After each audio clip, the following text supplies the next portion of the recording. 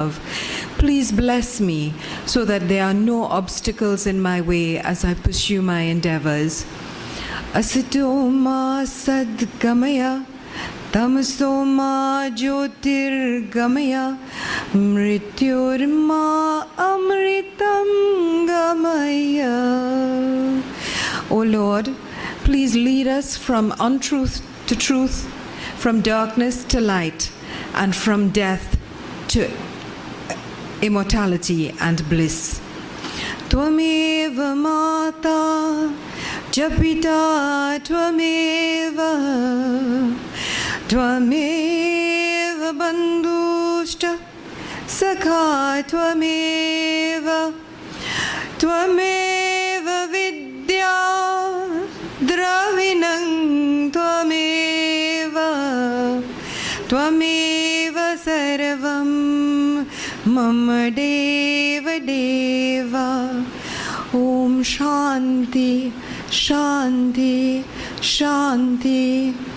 O Divine Lord, you are my mother, you are my father, you are my friend, you are my knowledge, you are my wealth, you are my everything, O Lord.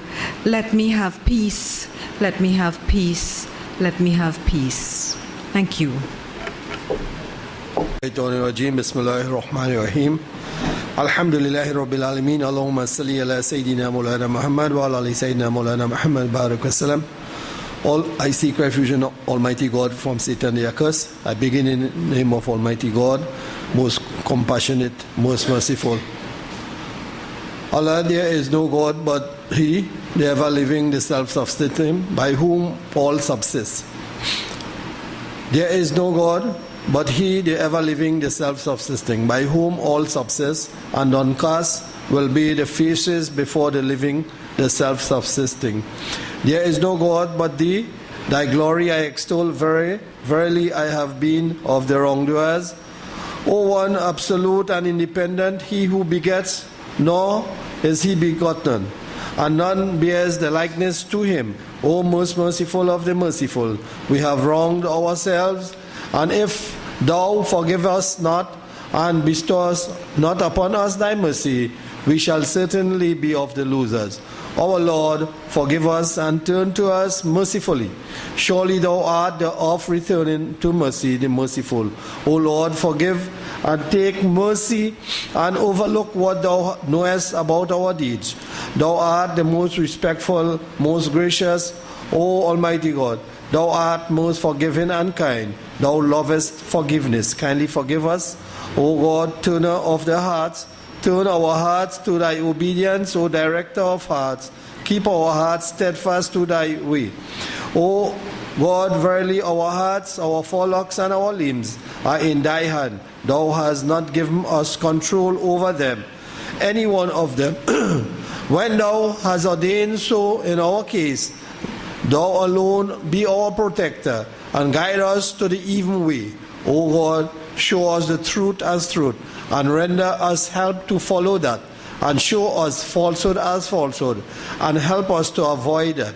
O Lord, O God, endow us with Thy love, and the love of Thy messenger, and the love of Thy which the beneficent for us in Thy eyes, O ever-living, self-subsisting. Unto Thy mercy we appeal and ask forgiveness. O our Lord, we ask repentance, set right all our fears, and entrust us not, even for the twinkling of an eye, to ourselves. For if Thou entrustest us to ourselves, Thou in fact entrustest us to weakness and faultiness and sin and offense. O Almighty God, nothing is easy save that which Thou makest so, and Thou makest difficult. Whensoever Thou likest, there is no God besides Him, the forbearing, the magnanimous, most pure is He, the Master of the highest throne. Praise is for Him only, the Lord of all the worlds. We ask of the qualities which thy grace and forgiveness, and the opportunity of doing every kind of good, and protection against every kind of sin. Let no sin of ours remain unforgiven. O most merciful of the merciful, no worry unremoved, and no want which is in accordance to thy liking unsatisfied. O most merciful of the merciful, O Lord, endow us thy love, and instill in our hearts a yearning for submission to thee.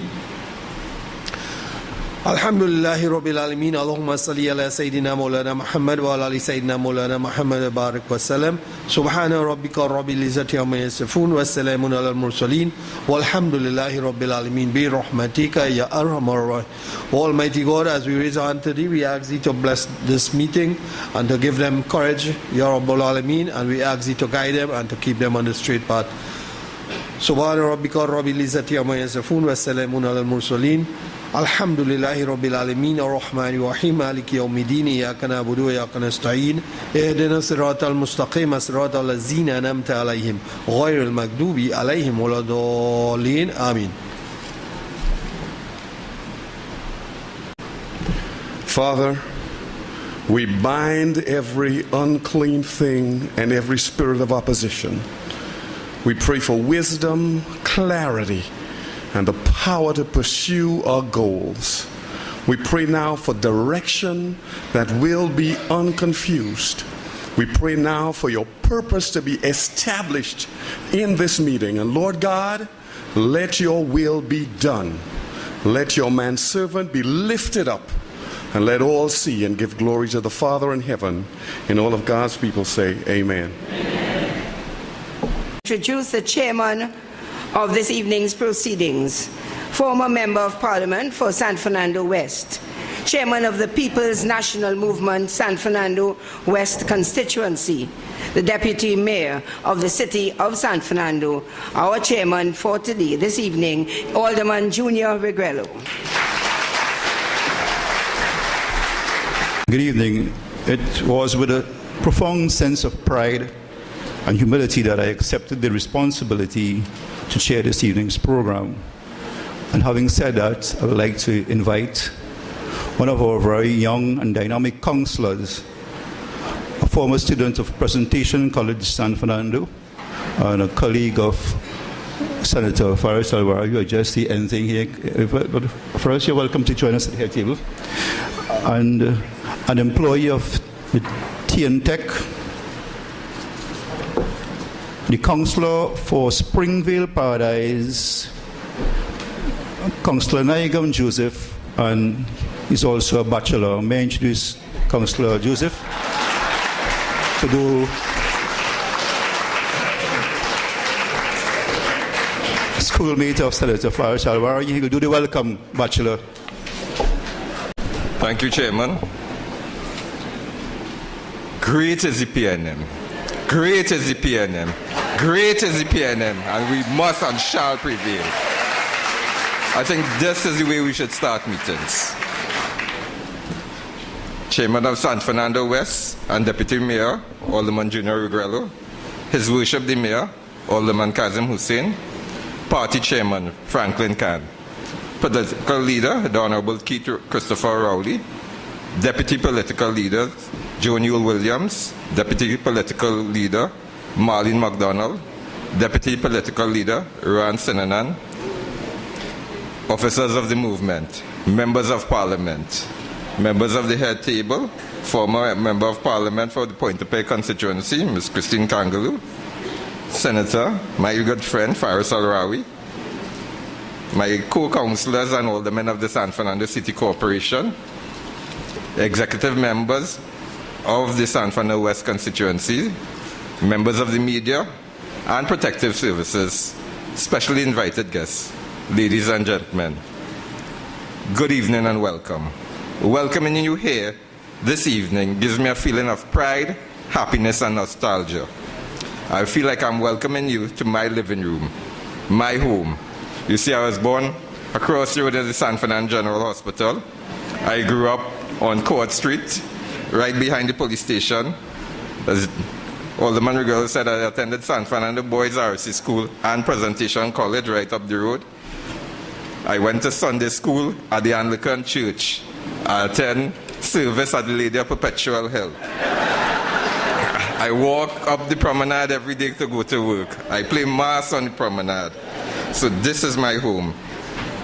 And today, being a member of this great institution, the People's National Movement, and with your help and unstintable support, I can state proudly that I am Nigam Joseph, the Councillor for Springvale Paradise, a member of the best corporation in San Fernando.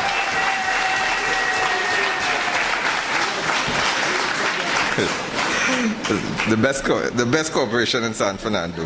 The hard-working, efficient, and effective San Fernando City Corporation, based right across the road, right across here, representing you, the citizens of the area and the constituency of San Fernando West.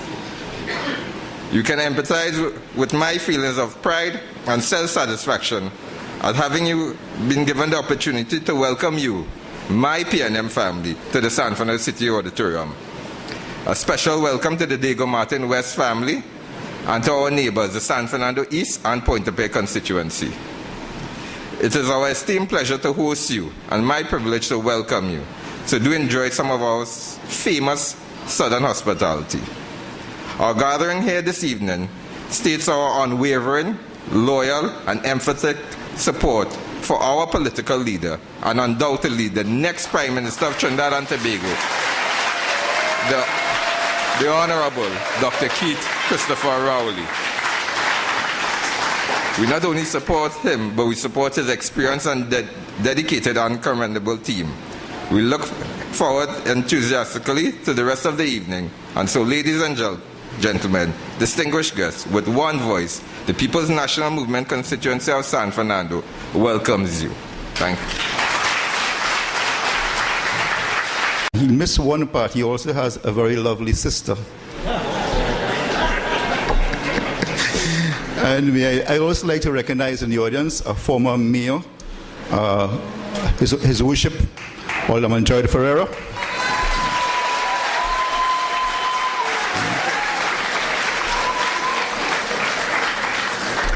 Ladies and gentlemen, we're in for a very interesting evening. This is an evening where the political leader will share his thoughts and insights in terms of how we move forward with our political party and his vision for himself and his team. But more importantly, we're an opportunity for us to gain knowledge and information. Mark Twain was once asked to name the greatest inventions, and he replied, accidents. Now, if we were to reflect on May 2010, what transpired? Was it an accident or was it an invention? Where would we be today if it wasn't an accident? Food for thought, something for us to think about. At this point, I would like to invite a colleague, a friend, a member of the PNM family, a former MP, to join us and bring greetings. And I'm speaking to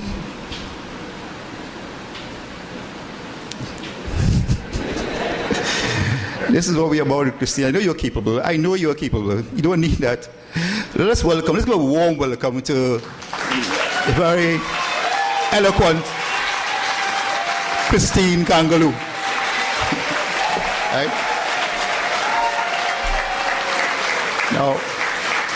Now we are really going contrary to the script. She's taken by surprise, but only because I know she's capable and competent, I could afford the risk. Welcome, Christine.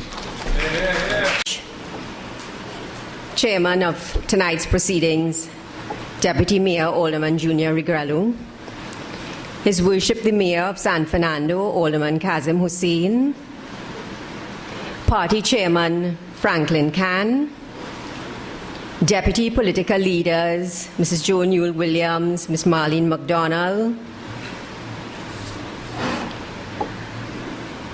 Senators and other members of Parliament who are present here, officers of the movement, other members of the head table, other councillors and aldermen of the San Fernando City Corporation, executive members of the San Fernando West constituency, members of the media, ladies and gentlemen.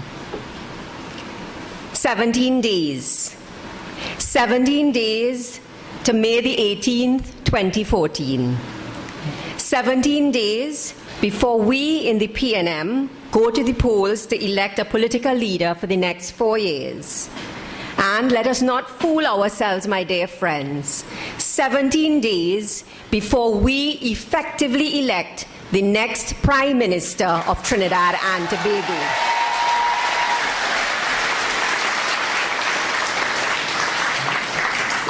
Because make no mistake about it, my brothers and sisters, this UNC-led, double-dealing, money-grabbing, media-bashing, journalist-hating, breathalyzer-refusing, air stewardess harassing, flip-flopping, pre-action protocoling, forever suing, Range Rover-loving, unsigned letter-producing, himself unto himself investigating, lost and drifting excuse for a government is on its last legs.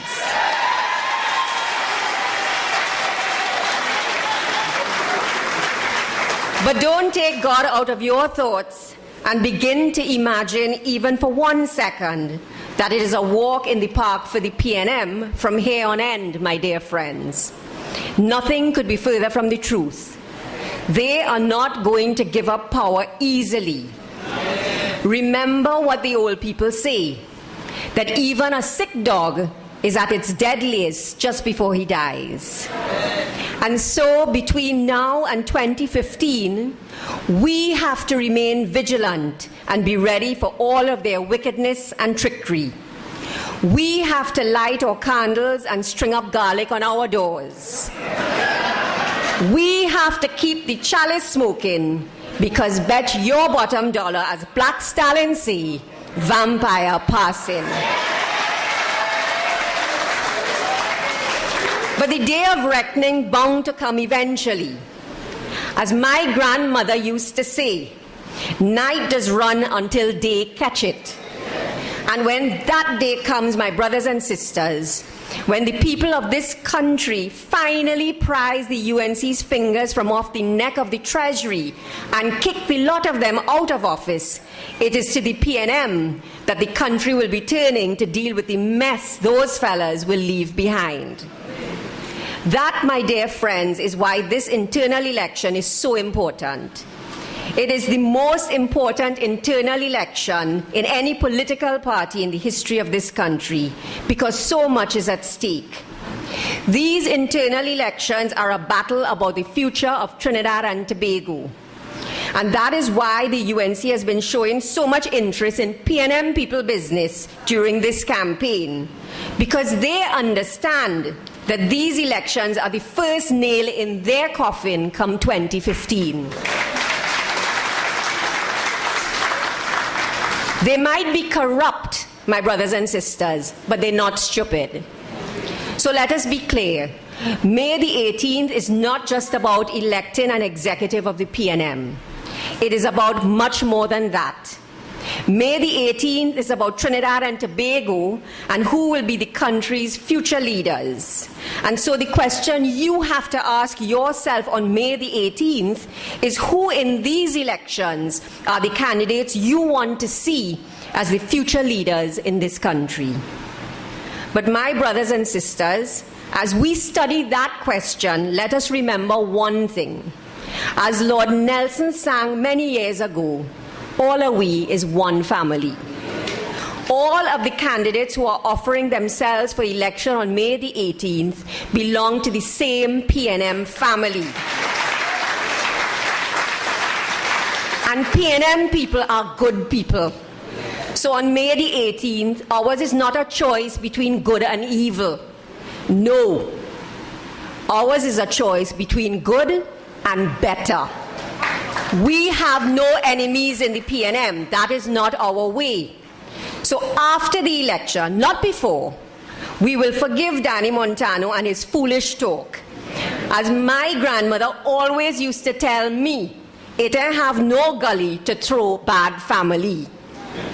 My brothers and sisters, when it comes to which candidates you see as the future leaders of this country, you have to consider the state the country is in today.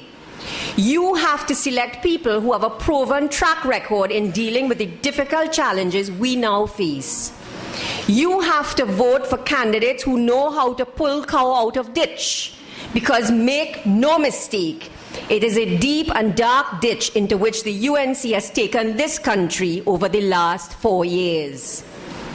You have to ask yourself who are the persons who will be able to restore decency and dignity to public office, as UNC minister after minister drags public office through the gutter, battering this country's regional and international image and bringing shame down on the head of each and every citizen of Trinidad and Tobago. You have to ask yourself who are the candidates who will be able to restore public trust and integrity in our parliamentary system after the UNC corrupted it with Section 34, using the parliament to pander to the narrow interests of a few supporters. And you know they want to talk about treason. That is treason, my dear friends. You have to ask yourself who are the candidates who will be able to bring competence and transparency to the appointment of persons to boards and public institutions. Because this is what the country needs after the UNC brought business to its knees through their delays in making appointments, and then tried to finish off the job by appointing scores of Reshmi Ramnarines to hold office for which they were not fit. This is what the country needs after the UNC packed boards and committees with dozens of people with false papers to pay off their political debts without regard to the consequences for proper corporate governance in Trinidad and Tobago. When you ask yourselves these questions, my dear friends, when you use your P&M education to make intelligent decisions about the future of your party, what you are doing is making intelligent decisions about the future of your country. One of the most important decisions you will have to make on May the 18th is who is to be your party's political leader. If there is one thing the PNM has always had, my dear friends, it is strong leadership. And tonight, I want to say to you, without fear of contradiction, that in this election, there is no stronger leader on offer than Dr. Keith Christopher Rowley.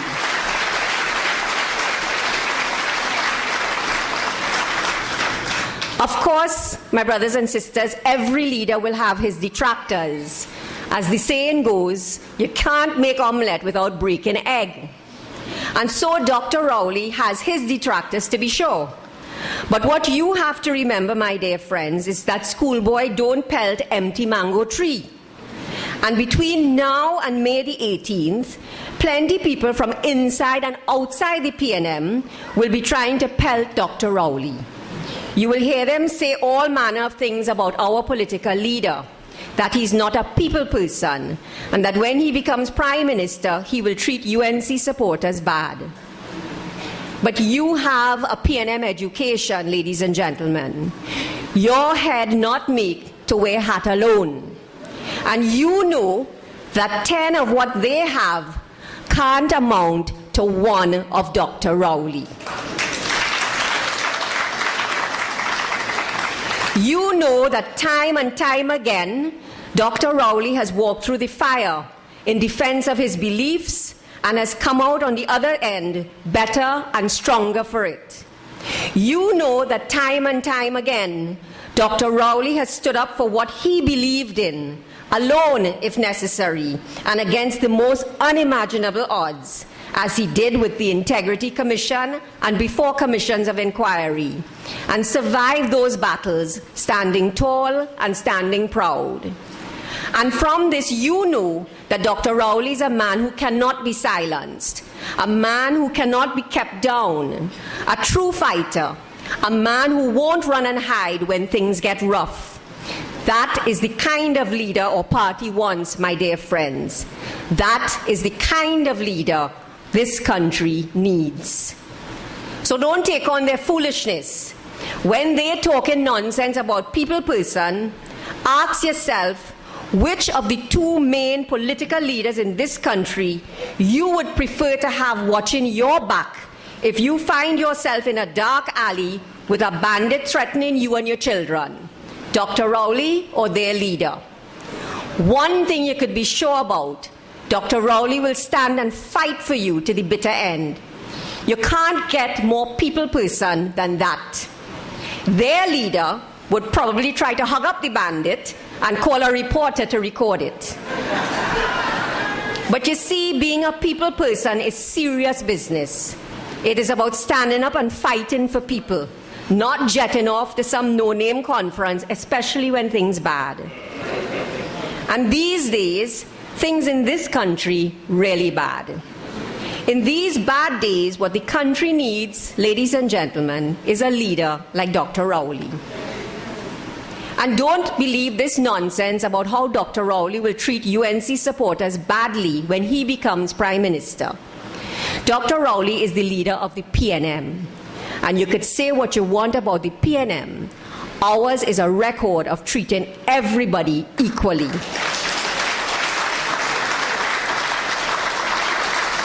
You see, what you have to understand is that the people who are telling you these things are doing so to advance their own selfish agendas and to keep us divided. But it's up to you to pick sense from nonsense and judge the PNM on its track record. So when they come with their foolishness, is to run them. Don't take them on. Follow Chokda's advice and let them breathe. Because in this internal elections, when it comes to the position of political leader, the choice is clear. Because if, like mine, your stomach turns at scandal after scandal in which government ministers are caught, if, like mine, your heart breaks for a return to decency in government, if, like me, you long for a government that will spend its time working to put money into the treasury, not spending its time under a silk cotton tree devising ways to take your money out, and if, like I do, you believe in responsible and dignified leadership, then your choice, like mine, is clear. On May the 18th, 2014, you must cast your vote for Keith Christopher Rowley. And in the weeks and months that follow, you must put your shoulder to the wheel and work like you have never worked before to get ready for the battle of your political life come 2015. But if you do these things, my brothers and sisters, if you vote wisely on May the 18th and then afterwards work like you have never worked before, then I promise you tonight that come 2015, each and every one of us will be singing together with the rest of Trinidad and Tobago that rallying call that our party sings day in and day out, in good times and in bad. Great is the PNM, great is the PNM, great is the PNM, and it shall prevail.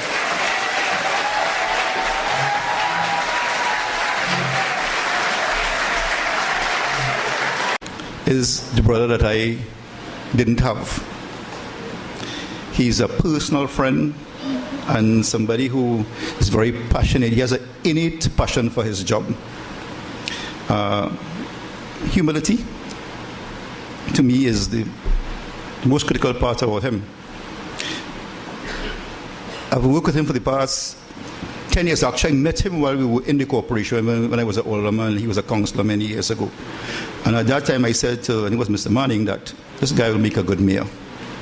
And I hold to that, and now that we've spent 6 months in the corporation, I'm seeing that coming to pass. I would like to, us San Fernandians, to welcome our mayor, His Worship Alderman Kasim Hussein.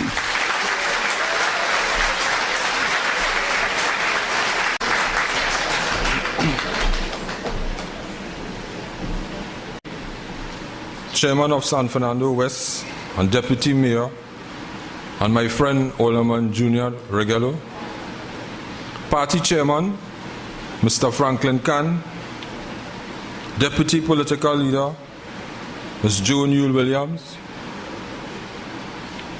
Deputy Political Leader all the way from Border Spain, Ms. Marlene MacDonald, Chief Whip, Deputy Political Leader, Mr. Rohan Sidanan, officers of the movement, members of Team Rowley,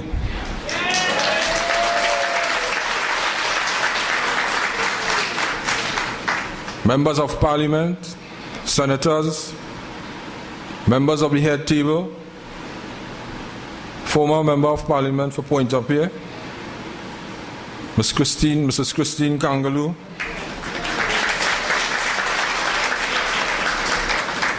no stranger to San Fernando, and no stranger to Trinidad and Tobago, Senator Farris Al Rawi,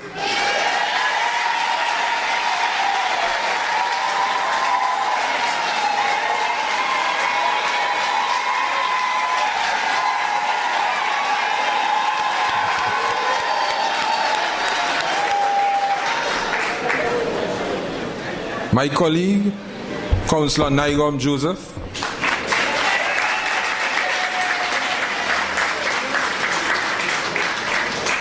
executive and the members of the San Fernando West constituency,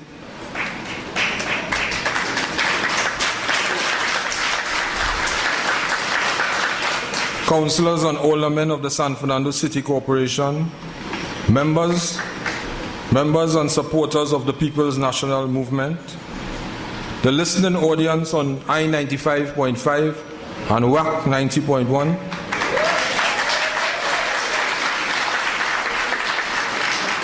other members of the media and the protective services,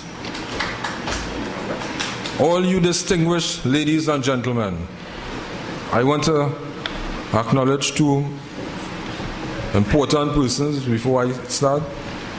Former mayor and a friend from long time, Mr. Gerard Ferreira.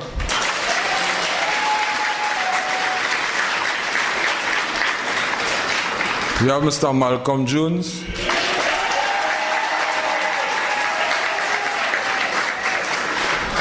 And so they can't keep a good man down.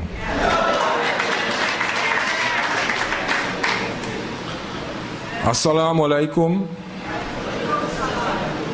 Sitaram, and good evening. Welcome to the wonderful city of San Fernando.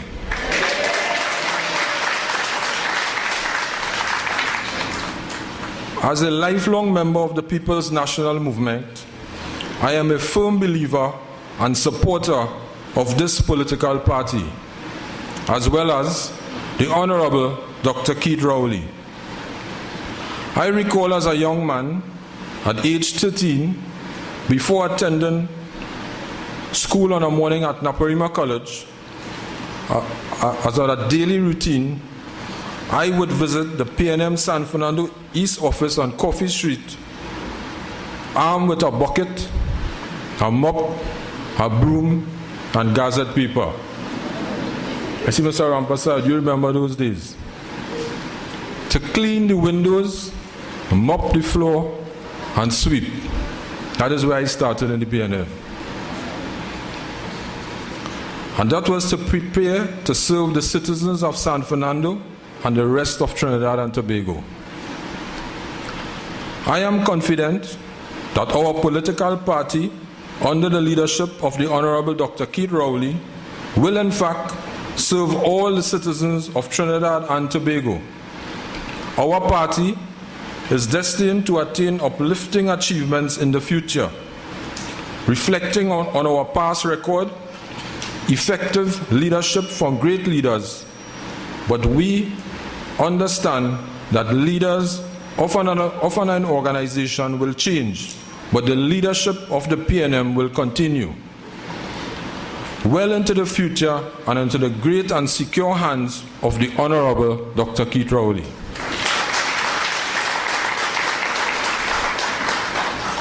While working with Dr. Rowley during this leadership race, and as we continue to become the party of preference in Trinidad and Tobago, I am reassured that under his leadership, all our citizens, irrespective of color, creed, race, gender, or their residential geographic location within our beloved country, Trinidad and Tobago, will be served equally. I have been a member of this political party for 37 years.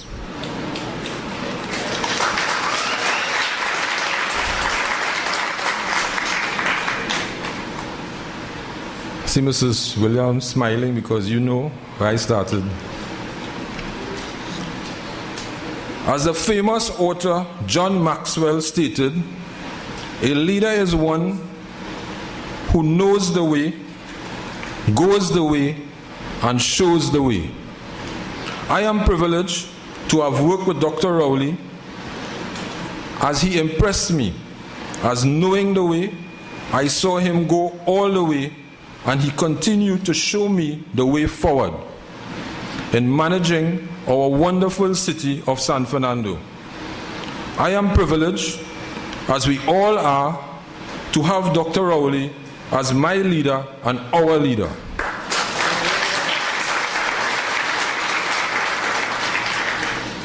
I have known and worked with all the previous leaders, and only recently I came to know the Honorable Dr. Keith Rowley on a personal basis. Dr. Rowley truly carries with him the ability not only to be the future leader of Trinidad and Tobago, but to be someone that I can rely on. Junior.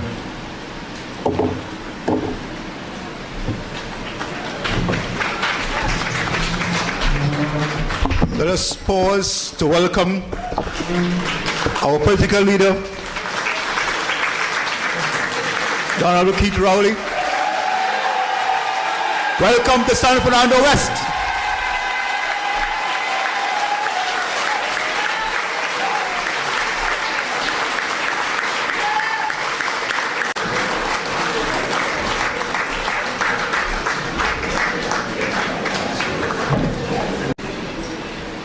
In this wonderful city, we welcome our political leader better than that.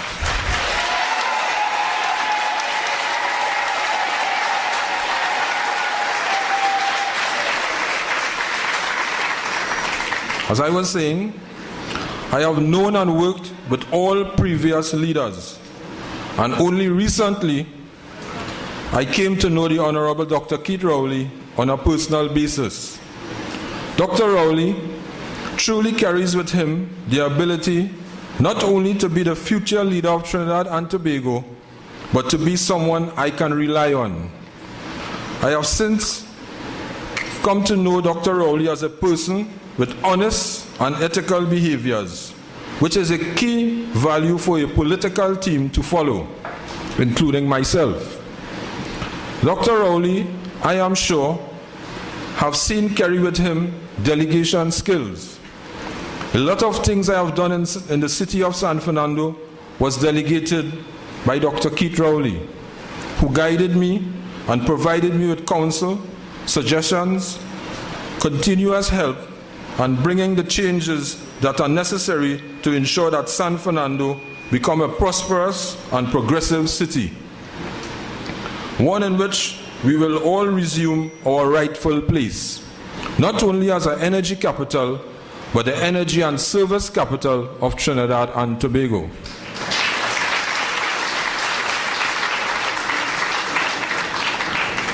Dr. Rowley carries with him communication skills, confidence, commitment, a positive attitude, intuition, creativity. But you know what inspires me most? His ability to inspire everyone around him.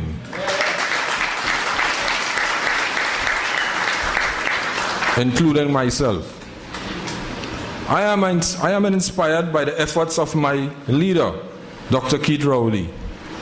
He continues to amaze me by the multitude of tasks he performs on a daily basis, multitasking, morning, noon, and night. My first encounter with our leader, the Honorable Dr. Keith Rowley, was alluring.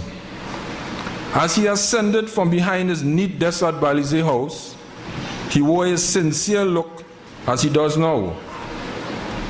Offers a firm handshake, most times using the other hand to provide a gentle shoulder embrace or elbow clinch.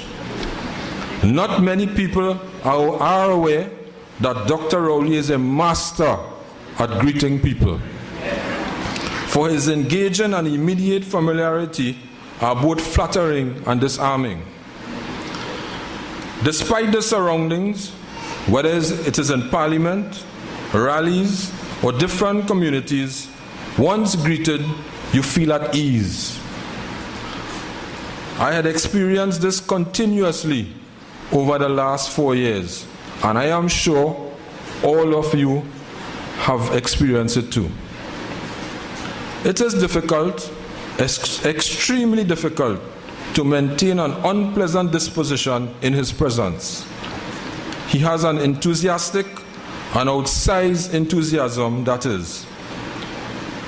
As he intends it, infectious. I am infected by the enthusiasm of the Honorable Dr. Keith Rowley. He shows unwaveredness. He does not fidget when he speaks. He looks a spring-loaded act when he appears to be sitting still, ready to pounce into action, ready to improve the quality of life for all the citizens of Trinidad and Tobago, whether they are party members or not. To date, as the political leader of the People's National Movement, the Honorable Dr. Keith Rowley has done an exceptional job.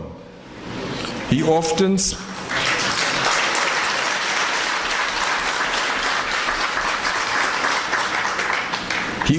speaks in a simple, creative, and sustainable way to break the cycle of poor education, poor infrastructure, poor values, and poor governance.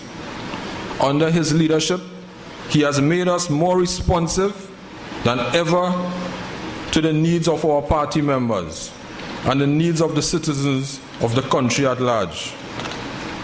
Over the past 4 years, I have been privileged to witness the incredible progress, the progress that have brought us from where we were in 2010 to where we are now, with a band of people all following a leader who recognize that we are marching forward not only to victory, but forward to improve the lot of the citizens of Trinidad and Tobago. That we improve the poorest of the poor, help provide better living conditions, and that we become a more happy people than we are. As we move forward where we are today to where we will be in 2015 or before, we do so under the astute leadership of the Honorable Dr. Keith Rowley. At this time, I invite all of us to join together to provide help and support to the Honorable Dr. Keith Rowley. Let us reflect on the past. Let us work now in the present for the future accomplishments that will make us a better country, as well as the goals we aim to achieve under the astute leadership of Dr. Keith Rowley. Let us join our heads, our hands, and find solutions to the problems that lie ahead. For there are many, none of which we are not prepared to work to improve. Let us spread the word that the road to a bright, progressive, and prosperous future is for everyone. It is with the People's National Movement.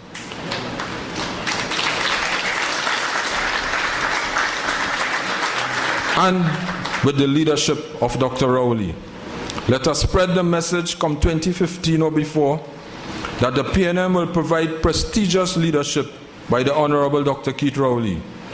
I support Dr. Keith Rowley as a political leader of the People's National Movement. I support Team Rowley on May 18, 2014 as the team to manage our party to ensure that we provide good governance to Trinidad and Tobago. I support Team Rowley to ensure that we move from the opposition to the government. I support Team Rowley because all the members of our team have demonstrated, like me, long presence in the PNM and are willing to put in hand hard work necessary to make the dream of a better PNM and a better country a reality. Let us join together and support Team Rowley and the Honorable Dr. Keith Rowley as the next Prime Minister of the Republic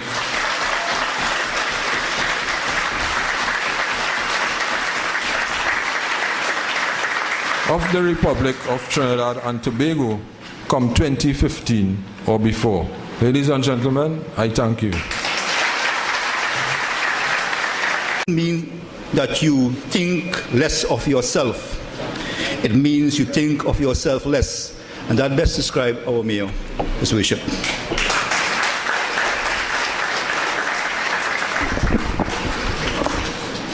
After the 2017 election, the successful candidates went to a retreat in Celibia at Dr. Boyne's place, Mr. Boyne's place, and we were grouped into 6 and 7 at a workshop that was being conducted by Anthony Watkins. And I happened to be in the same group with Dr. Rowley. And we had to describe ourselves and characteristics as we went along, and I was the first person that spoke. So Mr. Watkins said, well, tell me about yourself. I said, well, my friends say I don't smile, and I pass people straight in the street, and I don't tolerate fools gladly. I'm somewhat impatient. And if you call my house for $100, don't ask me how was the wedding in Vistabella, or when last you saw your mother-in-law. Call me and say I would like to have $100, please. And that was my contribution. And Dr. Rowley was next. So Dr. Rowley, tell me about yourself. He said, well, Junior, just describe me. And by the way, let me crave your indulgence here. This is where the similarity ends. I don't go further than that. He is a special case. Ladies and gentlemen, gentlemen I'm going to invite to the podium. I had the distinct pleasure of traveling to Rome with him in Italy many years ago. And for those of you who doesn't know, my father is Italian. And they pronounced my name properly. And up to this day, he's the only person that pronounced my surname properly. So I will invite Senator Farris Al Rawi to pronounce my name.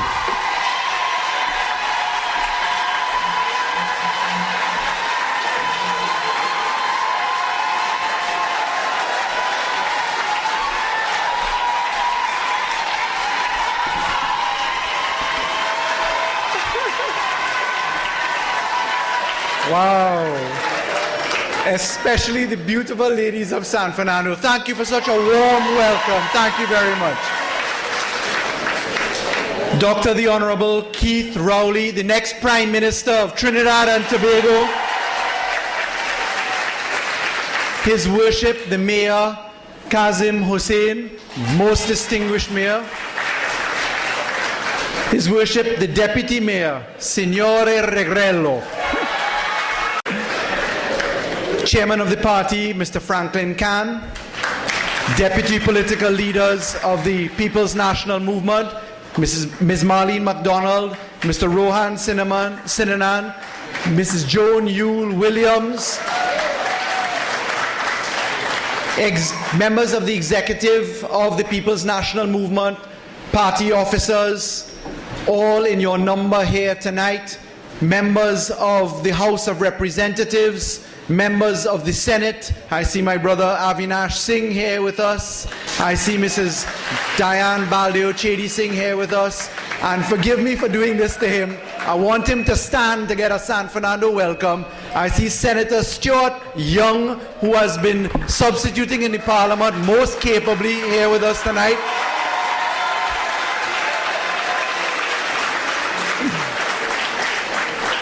Past members of Parliament, and may I say it is a distinguished honor to sit on a table with Christine Kangaloo. I am blessed and we are blessed. May I also please be permitted the opportunity to say to the past member of Parliament, who I have a great deal of love for, Diane Sukaran, here with us tonight.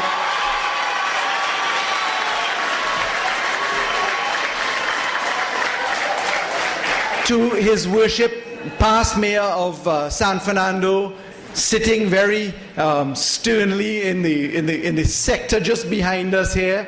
I think he needs no introduction, Mr. Gerard Ferreira. And to San Fernando all. San Fernando is the place of my birth. It is the place of my heart. It is, as Nigam reflected tonight, the place of my education. I am always privileged to be in San Fernando, but more particularly to come from San Fernando. And today, we as a nation eulogized our past president, His Excellency A.N.R. Robinson. Today we reflected upon the excellence of one man.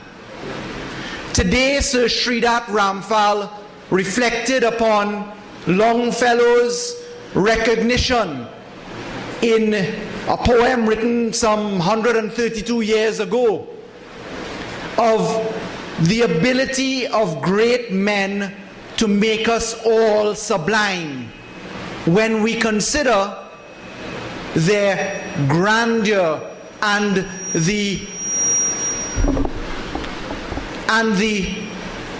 dedication of great men, that we can be inspired to consider leaving our footsteps on the sands of time. Today I listened to speaker after speaker, including the Honorable Prime Minister, reflect upon the greatness of a Tobagonian, of a man who served as what was then Chairman but now Chief Secretary of Tobago, as Prime Minister of Trinidad and Tobago, as President of Trinidad and Tobago. Today we listen to the President of the International Criminal Court speak of the grandfather of international jurisprudence in that arena. Today we were told that Mr. Robinson extended his imagery and his effect upon the world. But what grabbed me today, including from the words of the Prime Minister, the reflection of Mr. Robinson of being a man who was perceived by many not to smile, perceived by many as being strict and dedicated to principle and objective. A man who was prepared to make hard decisions, knowing that it was in the best interest of the citizens of Trinidad and Tobago, and to be unpopular for taking those decisions. Today I heard a Prime Minister, our Prime Minister, speak about a man who rode through very difficult times and who today was celebrated. Today I heard the Honorable Chief Justice say that it is a pity that we don't often celebrate Caesar other than on the occasion of his death. And what struck me coming out of these reflections of a Tobagonian, coming out of these reflections of a serious man, coming out of these reflections of an honorable man prepared to do the right thing, was how much I was reminded of Dr. Keith Rowley. And I said to myself that there are occasions when the truth just can't be kept back. And therefore the Prime Minister and the UNC and every detractor in Trinidad and Tobago knows that Dr. Keith Christopher Rowley is the right man to sit as Prime Minister of Trinidad and Tobago. And why do I say that? I don't say that simply because I have admiration for Dr. Rowley's intellect, or his courage, or his prowess as a debater in the Parliament, or for the long standing as a representative of the people for Diego Martin. or because he has served as a soldier for the PNM for as long as he has. Not just because of that, but it is because of a recognition of where we are in Trinidad and Tobago and what we are in and what lies ahead of us. And so, recognizing that this internal election is simply the passage through to the general election, it is incumbent upon me to spend some time telling us, from my perspective, where we are. You see, my mother is a lady of great decorum. And she was always very insistent that we observe good manners. And my brother Fitzgerald Hines the other day reminded me in the teachings that he too received, just like those given to me by my mother, that one ought to never speak when your mouth is full and you're in the middle of a meal. And recognizing that it seems that everybody in power in Trinidad and Tobago seems to be eating so much food that they can't speak. It falls to us in the opposition to speak the people's business. And you may have noticed that while the previous speaker was in the middle of speaking, I got up and I collected a letter from none other a distinguished person than Mr. Michael Kwamina. You may have wondered, what was that letter? Well, ladies and gentlemen, that was Dr. Rowley receiving tonight another pre-action protocol from the Attorney General of Trinidad and Tobago complaining about events that happened only on Monday night. And so there is no mistake that we have Mr. Kwamina on this side of the room, Mr. Young and Mr. Kangaloo on that side of the room, and me sitting next to Dr. Rowley up front, because we as his attorneys are obliged to make sure that he is well protected. Not that he needs protection, but that we have a job to fulfill. And whilst we are here speaking the people's business, Trinidad and Tobago is gripped by allegation after allegation after allegation. And we witness this vindictive government tarnishing the good names of PNM stalwarts in particular. We witness them radicalizing every institution of state without shame. And that, ladies and gentlemen, is cause for great concern. So knowing that the conversation these days focuses on my learned colleague, as he says he is, the Honorable Attorney General Anand Ramlogan, I said to myself, in thinking about what I would say tonight, let me do a little trace as to some of the events that our Attorney General, the titular head of the bar, the man responsible under our Constitution of Trinidad and Tobago for the management of all civil and all criminal responsibilities and constitutional requirements, the advisor to the cabinet of Trinidad and Tobago, I said it is important that we reflect upon him. But most regrettably, the list was so long that I had to cull very few items out of it. And it seemed to me quite appropriate to also put it in the context of what has now become a very catchy tagline to government issues.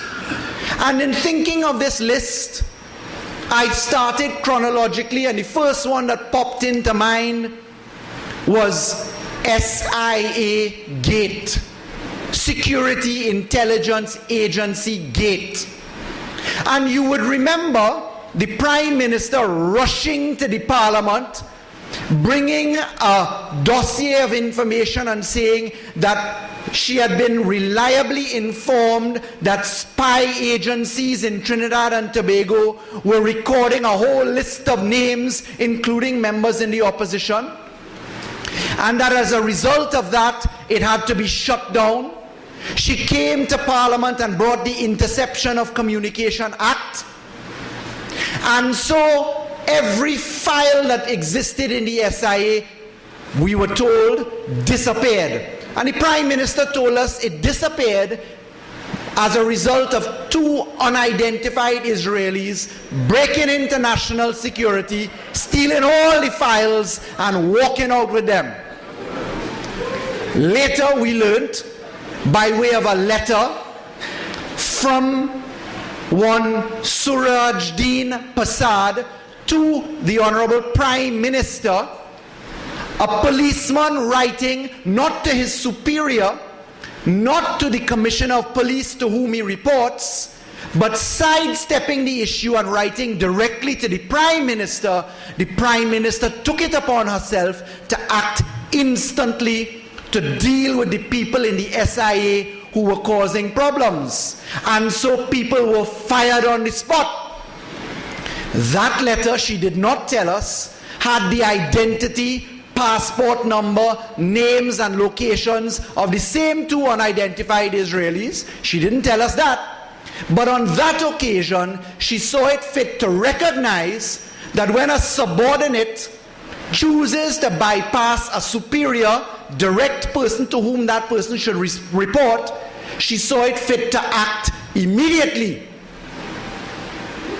I then thought about Piano Gate.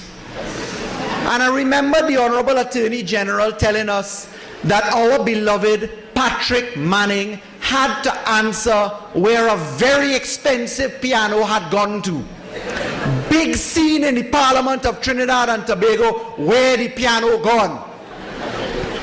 Lo and behold, piano found in situ, right where it always was, under a sheet. I then thought about my good friend, the Honorable Attorney General, in what I describe as Reshmi Gate. And in Reshmi Gate, it struck me, looking back now, how the titular head of the bar, the person who advises the Cabinet of Trinidad and Tobago, could not have done a due diligence in respect of Reshmi Ramnarayan, who was going to replace the people that were fired by the Prime Minister, acting with urgency as she did on the advice of a subordinate, bypassing the Commissioner of Police. I then thought, jumping several issues ahead, about what I call the SOE gate, the state of emergency position. And I remembered that it was in circumstances where a tea party was the setting that 1990 coup attempt was considered to be. Events were so serious in Trinidad and Tobago that the Prime Minister of Trinidad and Tobago, possessing what was called by her government to be the ovarian fortitude to call a state of emergency when nobody else would, came to Trinidad and Tobago under the advice of no less a person, I am sure, than the Attorney General, and unleashed a state of emergency which saw Trinidad and Tobago under 107 days of lockup, 8,000 people jailed. Arrest them now, find the evidence later. Every man jack released. I then saw detention orders unleashed on Muslims in Trinidad and Tobago, some of whom I represented in appeals for habeas corpus before the court. And I saw when the government realized that it was in trouble, that they were going to see the release of these people that they had unlawfully detained, I saw them quickly end a state of emergency, lest they face the embarrassment of victory in the courts by no less a hand than mine and the attorneys that worked with me. I then understood the concept of what I call sort gate. You remember the opposition, now government, marching up and down Trinidad and Tobago, telling us that the special anti-crime unit of Trinidad and Tobago was illegal. Well, I recall coming across a debate in the Parliament of Trinidad and Tobago, a motion on the adjournment Friday, December 12, 2008, piloted by Subhash Pandey, with persons like Mrs. Prasad Bisesa sitting right next to him, thumping the desk, the members of the opposition, now government then. And I pulled that debate tonight to reflect upon the government's view of SORT. And they came and they brought Martin Joseph, in my view, the best Minister of National Security, to sit in Trinidad and Tobago. They brought him forward to answer this. And the legal status of SORT was considered in the Parliament. And they said essentially that the PNM government established SORT saying it would be used for crime. One would have expected that before SORT was set up, the legislation would have been introduced creating a legal framework before it was established. They said that the government had organized a private army, and they complained that a legal status for SORT was critical. It was an absolute requirement because these interagency operations had to have statutory clothing. They said that SORT was a first-class institution by the PNM, say so why not bring the legislation? And then Martin Joseph, in his own style, calm, measured as he always is, answered point by point, saying that SORT, and it's on the Hansard, is an interagency task force. That there is nothing illegal about joint or interagencies task force. And he pointed to the Defense Act as giving authority for that. He pointed to the Constitution of Trinidad and Tobago as giving authority for that. And he pointed to the police service regulations. And so, SORT, when the government came into power, was immediately thrown away. Crime fighting measures were shut down. Officers were sent home. Foreign officers were sent home. They painted this picture of white men on a holiday at the taxpayers' expense. They said this country was being abused. They said it was illegal. You know, I'm going to stick a pin on my list of gates. And I'm going to jump directly to the 8th of April 2014.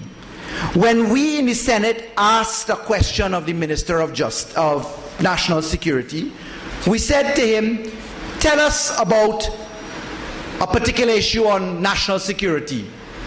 And the conversation quickly turned to the issue of an interagency task force called NSOC and another entity which the minister went into. And I heard the minister give me chapter and verse on the 8th of April, just a month ago, all of the reasons why Trinidad and Tobago should be grateful to have this new entity that they were creating. And I listened well. The minister went in saying that there would be a specific unit to comprise several different arms of law enforcement agencies, that would comprise Trinidad and Tobago Police Service, the Army, the Coast Guard, persons from customs, immigrations, prisons. I nodded my head. I said, boy, this thing's sounding familiar. I asked him about this unit. And I said to him, Honorable Minister, I have a couple questions for you. Will this involve any foreign training by chance? And who will this unit be reporting to? The minister then went on to say, yes, of course there will be foreign training and expertise. And they will be reporting to the Chief of Defense and the Commissioner of Police. And then I asked the minister, Honorable Minister, will there be any specific statutory or constitutional clothing for this unit, which now comprises several diverse entities, etc.? And he said, This is similar to the IATF, that is the Interagency Task Force. We have had it before.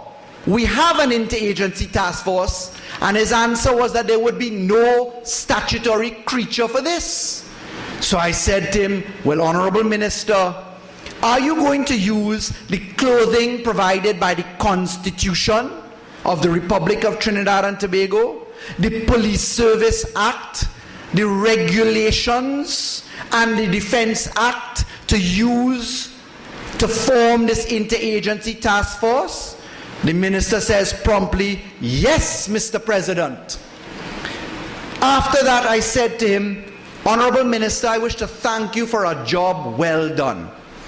Some of my colleagues expressed surprise. Well, why is Al Rawi giving this man a compliment? I'll tell you why. Because chapter and verse, he gave the admission in Parliament of the exact entity that sought was under the same constitutional clothing, the same Defense Act, the same police regulations of exactly what they threw away at the cost of billions of dollars to the citizens of Trinidad and Tobago. But there was no shame, because the government of Trinidad and Tobago has no shame in throwing away our money. But it's not just money. The crime detection rate as a result of this throwaway dropped from 36% to 3%. And they will not tell you that.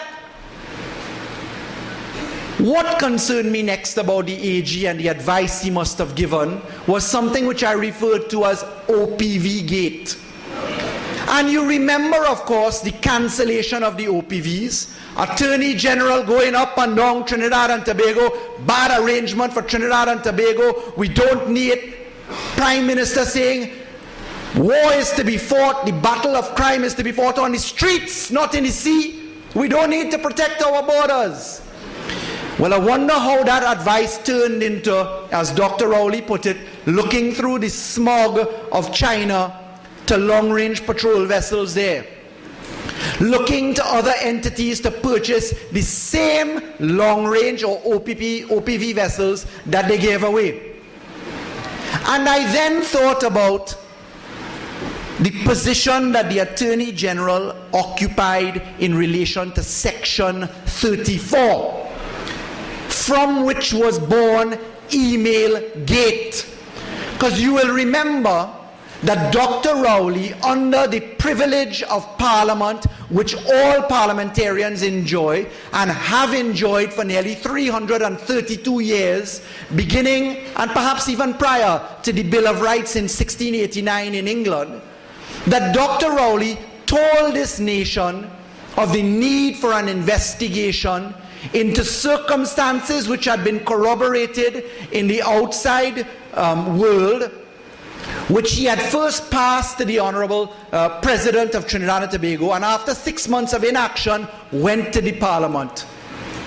And I said to myself, where is the investigation and advice in relation to Emailgate and Section 34?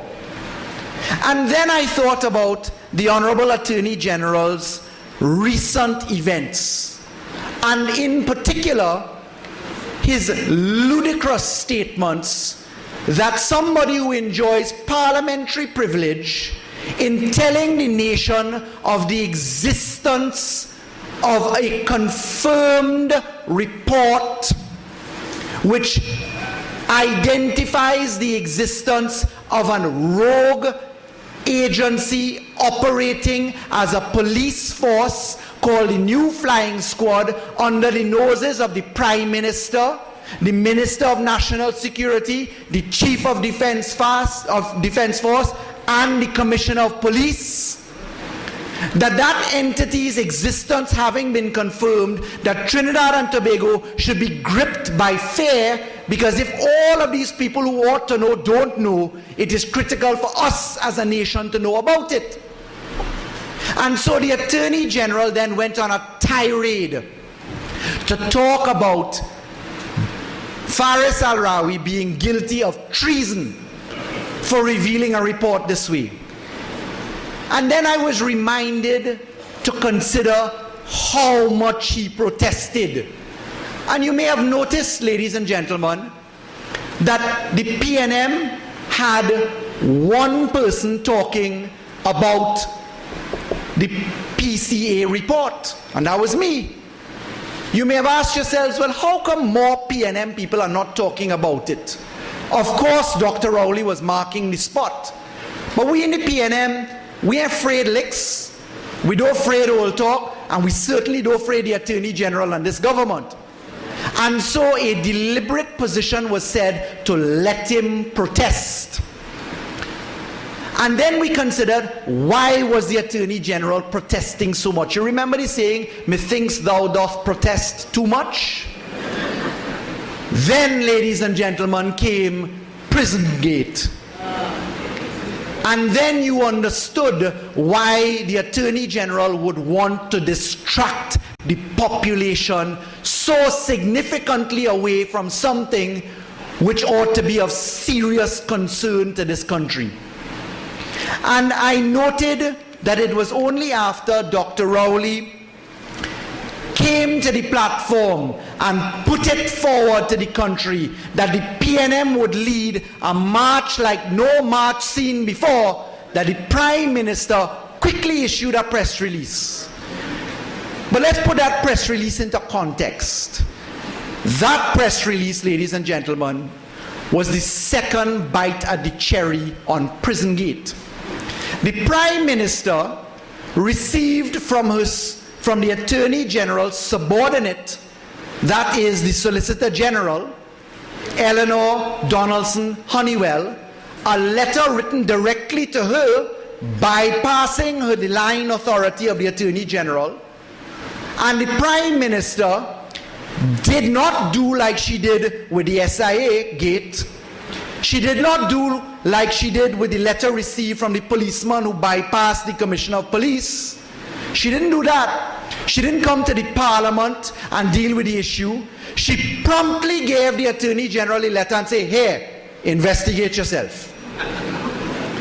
But the Prime Minister, after Dr. Rowley's painting of the picture and identification of the bullseye, got a second bite, a second chance. How many people get a second chance immediately to do the right thing? And what did our Prime Minister do? Our Prime Minister promptly issued a press statement. And in that press statement she said, I'm giving the investigation of this matter right back to the Attorney General so that he and a couple of his cohorts can investigate themselves. And by cohorts, I mean specifically the Minister of Justice. I mean no harm or intention to the officers of the state. And the Prime Minister premised that logic upon the basis of she having been given by the Solicitor General a subsequent letter which stated supposedly that the Solicitor General was happy with what she and the Attorney General spoke about, forgetting entirely that she, the Prime Minister, had told the nation a couple of days before she never see the letter, never got the letter, she only knows about what she read in the newspapers. And so in her press release she says, as to the objections carried in the media about my own handling of the particular report, given that the former Solicitor General is of the view that the matter has been appropriately handled by me, who else could or should question a professional assessment? She posits for the nation that she knew about it. And that's why she didn't do anything about it since August the year before. But ladies and gentlemen, the Prime Minister of Trinidad and Tobago, not acting as she did before, as I told you about the SIA gate, the Prime Minister of Trinidad and Tobago is assisted by the advice of the Attorney General. The Attorney General is out in the front line saying, I have no questions to answer. There is no conflict of interest on my part. It is okay for me. Show me one example and I will deal with it. And the Law Association, which finally found a voice, came forward in a press release and said, in light of the allegations which may constitute an abuse of process and or perversion of the course of justice, and which have the potential to undermine the administration of justice, the Law Association supports the call for an immediate, independent investigation into these allegations. The Law Association urges, as a first step, the full disclosure of the allegations and supporting facts. Let me rewind a little bit and deconstruct that. The Attorney General is on record saying, show me one example. So Dr. Rowley last night went onto the platform and told the nation of the Sambury case. He pointed to the fact that the attorneys in the Sambury case were the same attorneys in the Fortune case. And he pointed to the fact that those attorneys are also the personal attorneys of the Attorney General in litigation brought by the Attorney General against Dr. Rowley.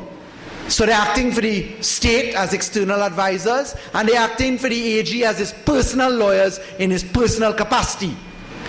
They've taken over some of his matters that he left from Freedom House. And the Attorney General says no conflict of interest, but the Master of the Court says, I find that there has been a cut and paste from the Fortune case directly into the Sambury case. And if you were to rank the similarities, word for word, comma for comma, grammatical mistake for grammatical mistake, it's the same. But ladies and gentlemen, the Master did not put forward in her judgment another case handled by the same attorneys, which is called the Samaru case. And if you were to say, as compared between the Fortune case and the Sambury case, that the similarities are 6 out of 10, the Samaru case, the similarities are probably 8 out of 10. So it's not one example, but it's two. And the Master of the Court took caution to say, claimants, meaning the person who's locked up in jail, should be warned about abuse of process and deliberate attempts to mislead the court, which the Master made findings of fact in relation to. The Master said these things existed. But ladies and gentlemen, I want to ask you a question. Any of you ever visit a jail? And if you haven't, you've seen pictures on TV. How many of you see a photocopy machine in the jail, in the cell? How many of you see a computer in the cell?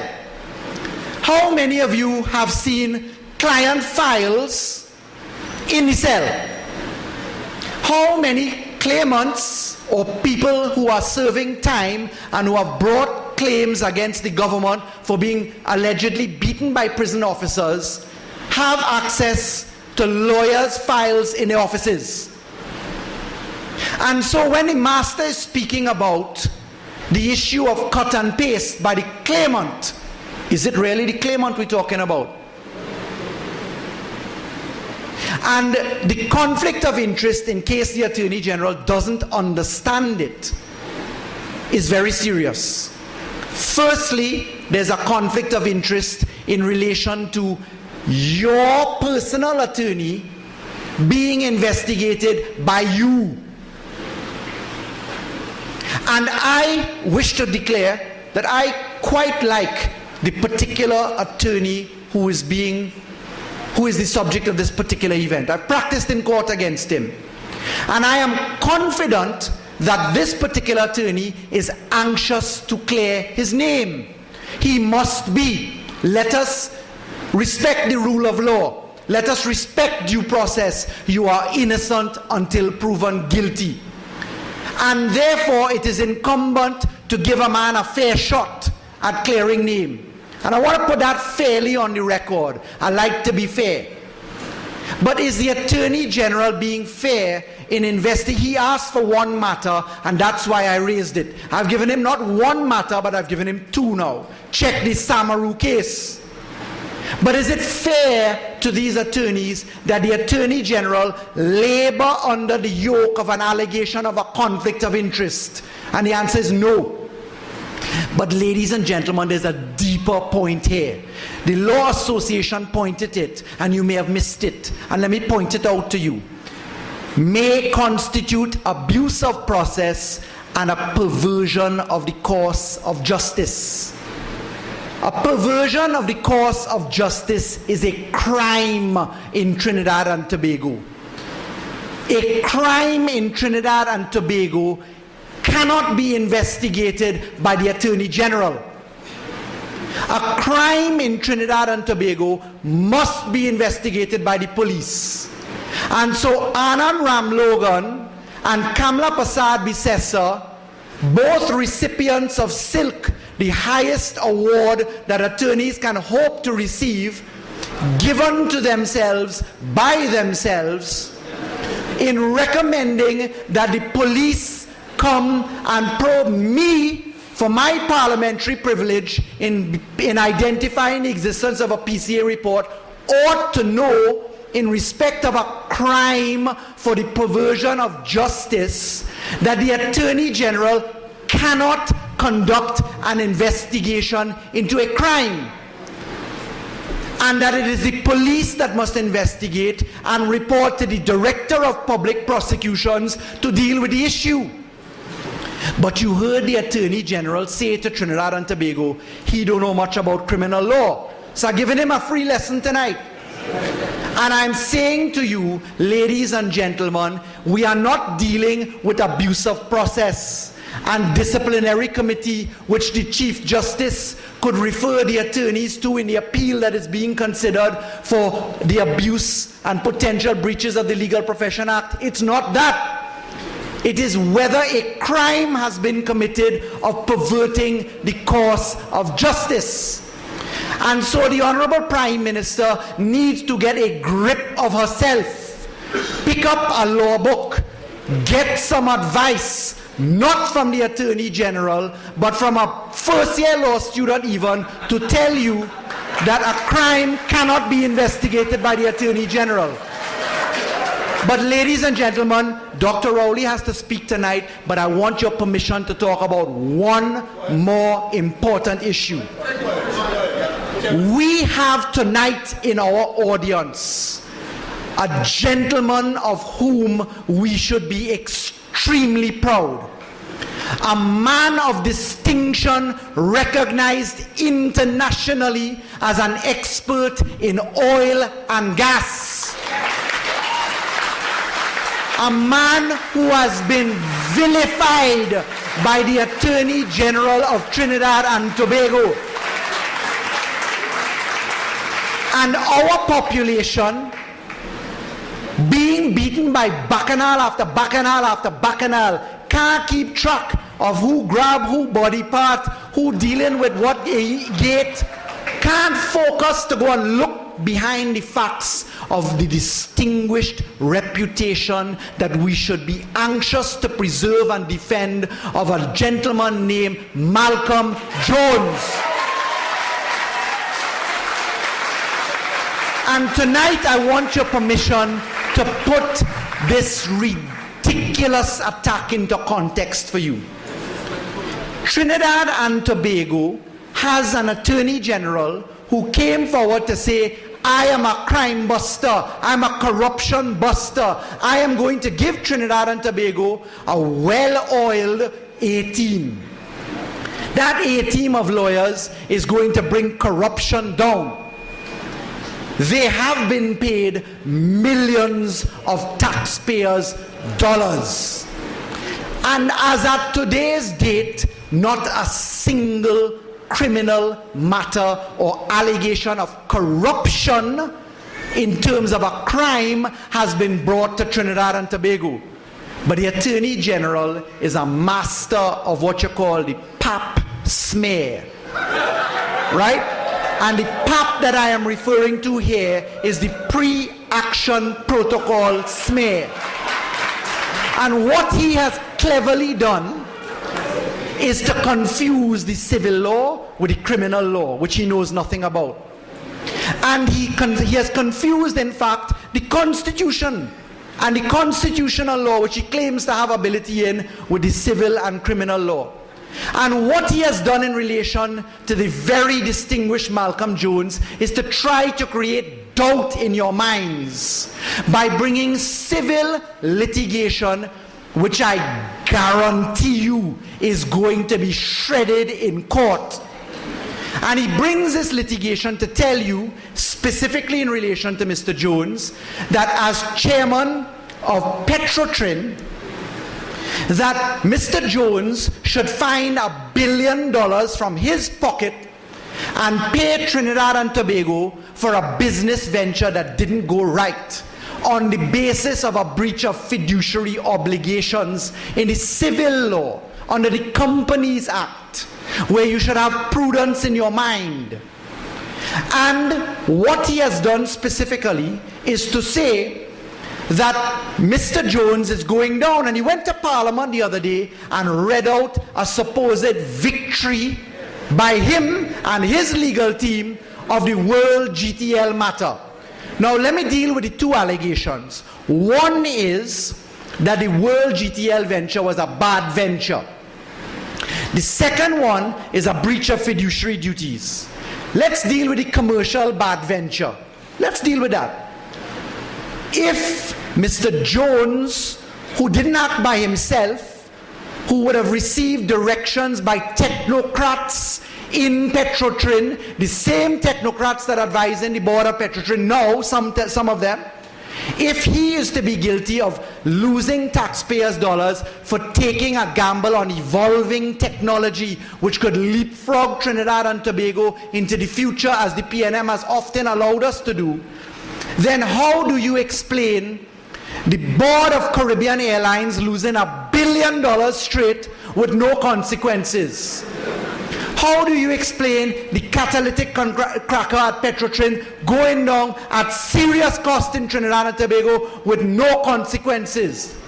How do you explain the lack of maintenance at Petrotrin, where the EMA fines Petrotrin $20 million for an oil spill which could have been averted, which could have been dealt with, which has not been dealt with unforeseen billions of dollars of losses there to mangroves, to ecosystem, etc., with no consequences?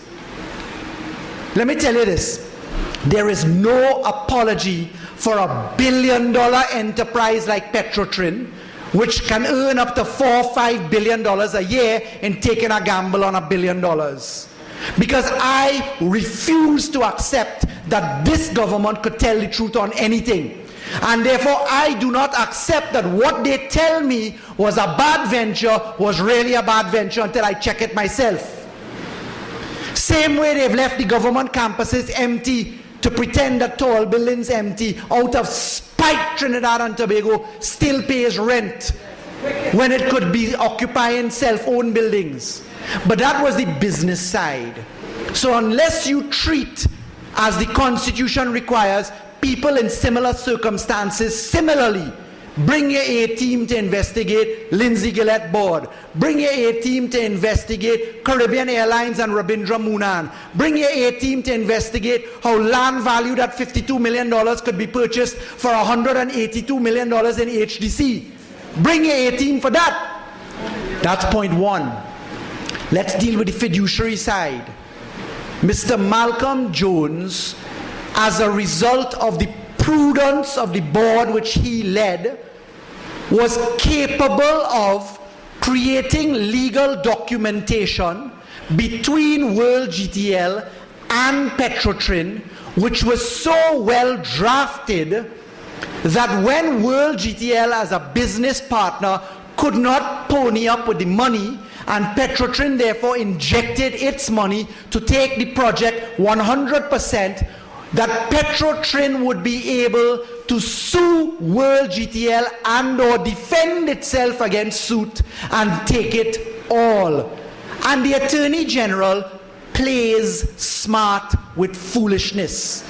He comes to tell you he and his legal team, his government delivered a victory. The closest analogy to that is saying that the nurse that walks out of a theater holding a beautiful newborn baby is the mother of the child.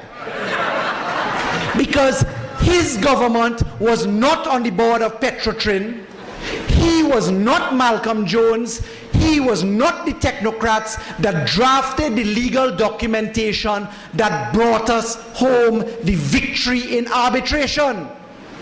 And so it is imperative upon us to pay attention to the details, because nothing that this government speaks, absolutely nothing, is true.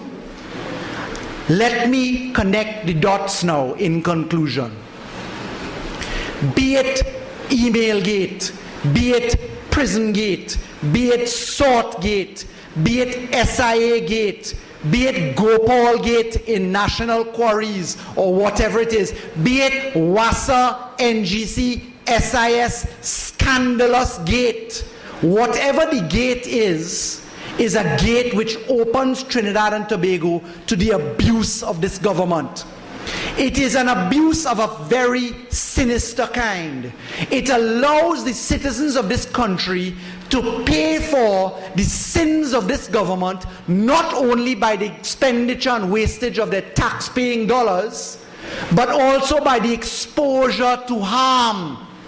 When you cancel SORT, reduce it detection rate from 36 to 3% and bring it back, you have wasted the country's resources, and every murder in this country is to be pinned on the government's head.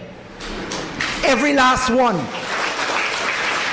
And ladies and gentlemen, therefore, as we recognize that an internal election in this context is but a mere passage through to a general election, you recognize the sterling characteristics and qualities of Dr. Rowley as the only leader capable, by his track record, which has been proven through fire and brimstone. He is the only man capable of standing strong to make the hard decisions, the unpopular decisions when required, to be laughed at and to be proven right afterwards that he was correct. But that doesn't happen by mistake. That happens by being forged in the PNM fire. That happens by service to people. That happens by commitment to intellect, honesty, and integrity. That happens by choosing a careful slate and coordination of team members to work with you. And all that I can ask you to do is, while we pass through May 18th, and while we regroup as a party, and while we have been energized in the massive numbers that we have to move to a general election, let us embrace each other. Let us move forward as a united PNM family. Let us forgive where we have to forgive. But let us all stand up to the wickedness and vindictiveness of this government, and let us with a united voice drive them out of office by agreeing to the certainty that great is the PNM. Great is the PNM, and we definitely shall prevail. Thank you, ladies and gentlemen. So, members of San Fernando West, there will be a mic made available in the middle for you to ask your questions.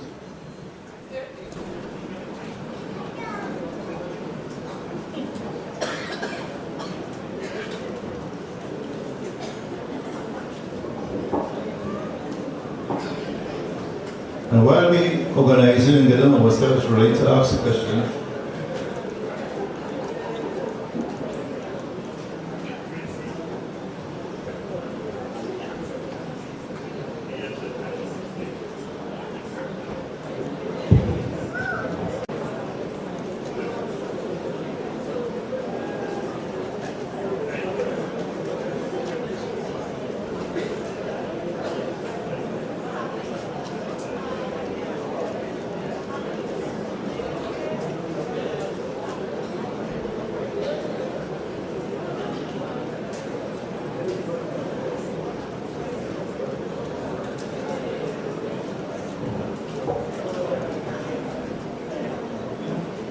Mr. Slandy, are you ready?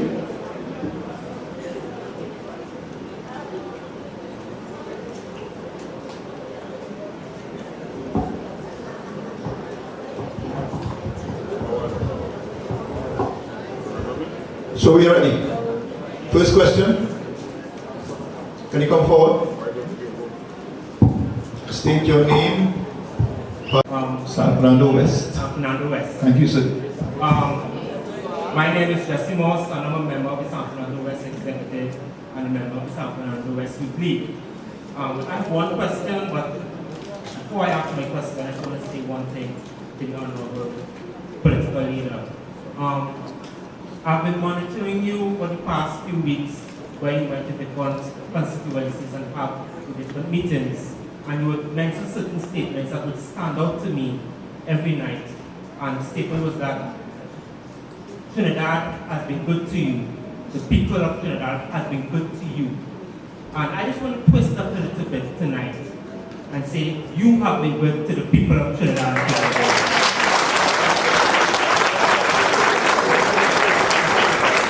You have stood in the gap for us countless times. You stood in the gap for us in Section 54. You stood in the gap for us in Email Gate. You stood in the gap for us for Prison Gate. Countless times you have stood in the gap for us. And on May 18th, San Fernando West will stand in the gap for you.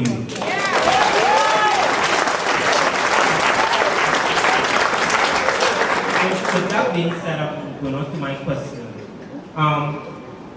Most of us would have known that University of Trinidad and Tobago permanent campus is still being under construction, and since 2010, and I haven't heard anything about that particular structure.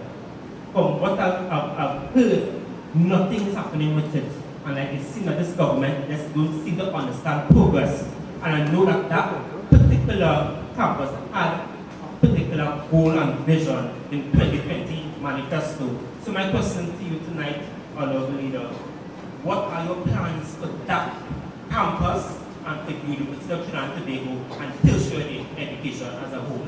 Thank you. For Ably, from San Fernando West.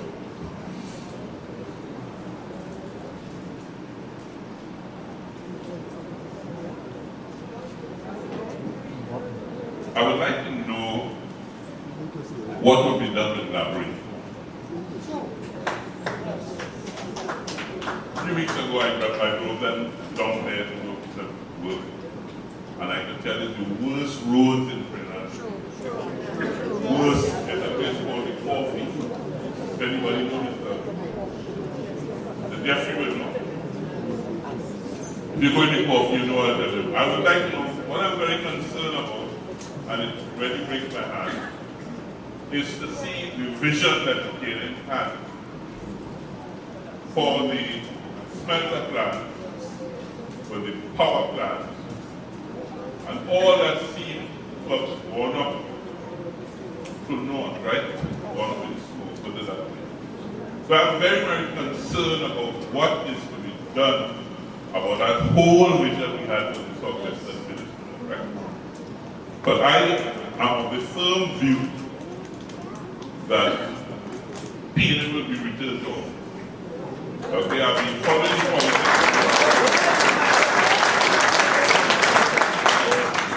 I was 9 years old and my father brought a Valentine home. And I'm 66 now.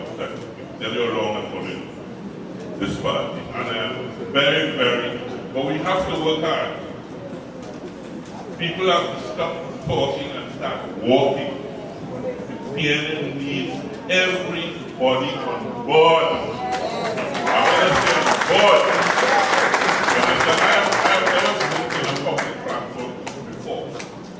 But I'm saying now, more than ever, that we need to go the extra mile to save this country.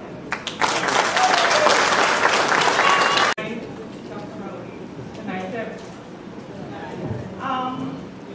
Name and district. My name is Karen Walter.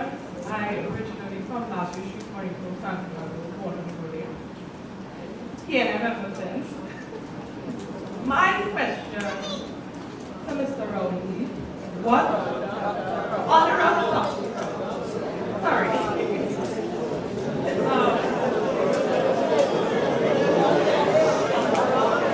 Okay, let me repeat.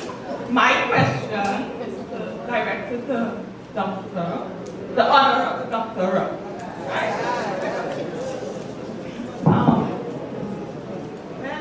When, I have to say strongly, when you return to office, what are your plans for unemployment with respect to young people?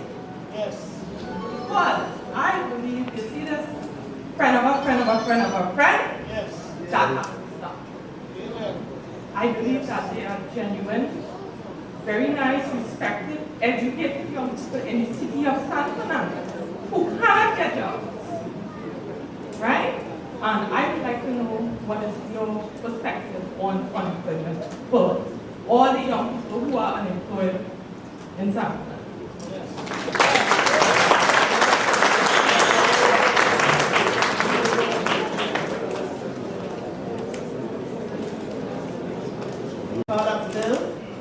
Jennifer Marshall, former PNM councillor.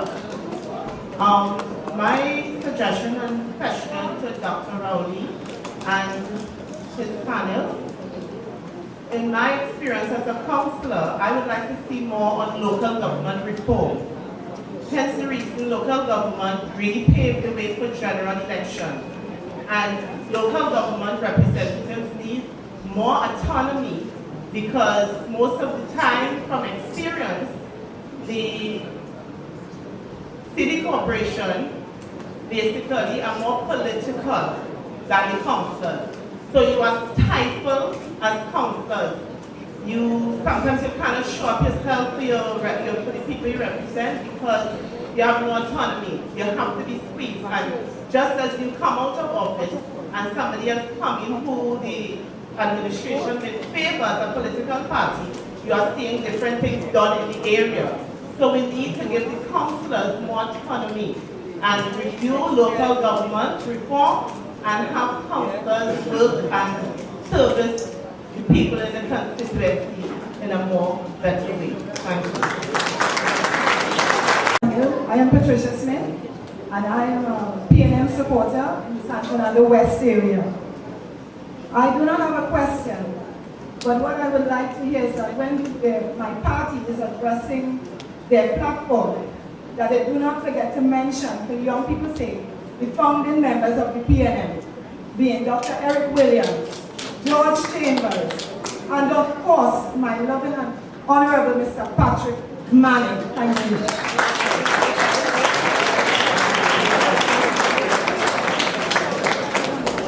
And if 5 years from now, you say to us that Mr. Lalman will lead the PNM, I will also be a Mr. Lalman man.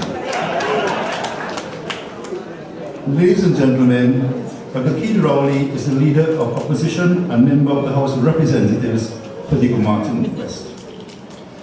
Dr. Rowley first served in the Parliament as an opposition senator from 1987 to 1990. Was appointed Minister of Agriculture, Land and Marine Resources, Minister of Planning and Development, and Minister of Housing, and Minister of Trade and Industry over the years as a parliamentarian. Following the People's National Movement defeat in the Trinidad and Tobago joint election 2010, Dr. Rowley was appointed opposition leader of the Republic of Trinidad and Tobago. Dr. Rowley will be leading us for the next 5 years. After 2015 as our Prime Minister. But more importantly, he has to get there. And tonight, we're going to invite him to come to this microphone and tell us about his vision, his insights, his plans, and what he can do for this lovely country of ours. Let us put our hands together and give Dr. Rowley a very warm welcome to come to the stage.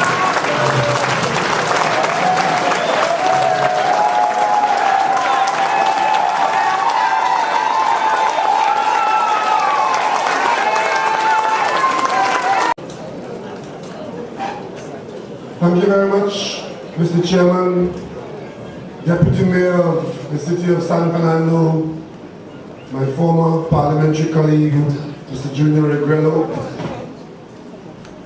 the Mayor of the City of San Fernando, Alderman Kazim Hussein,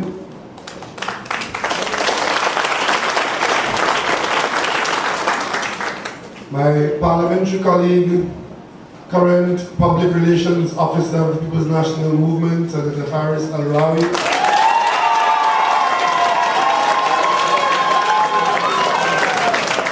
my former cabinet colleague, former Minister of Government, Mrs. Christine Kangaloo,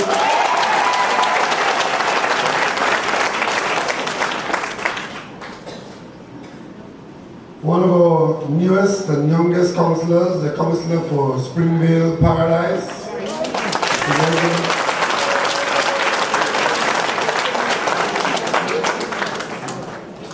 Chairman of the People's National Movement, Mr. Franklin Khan,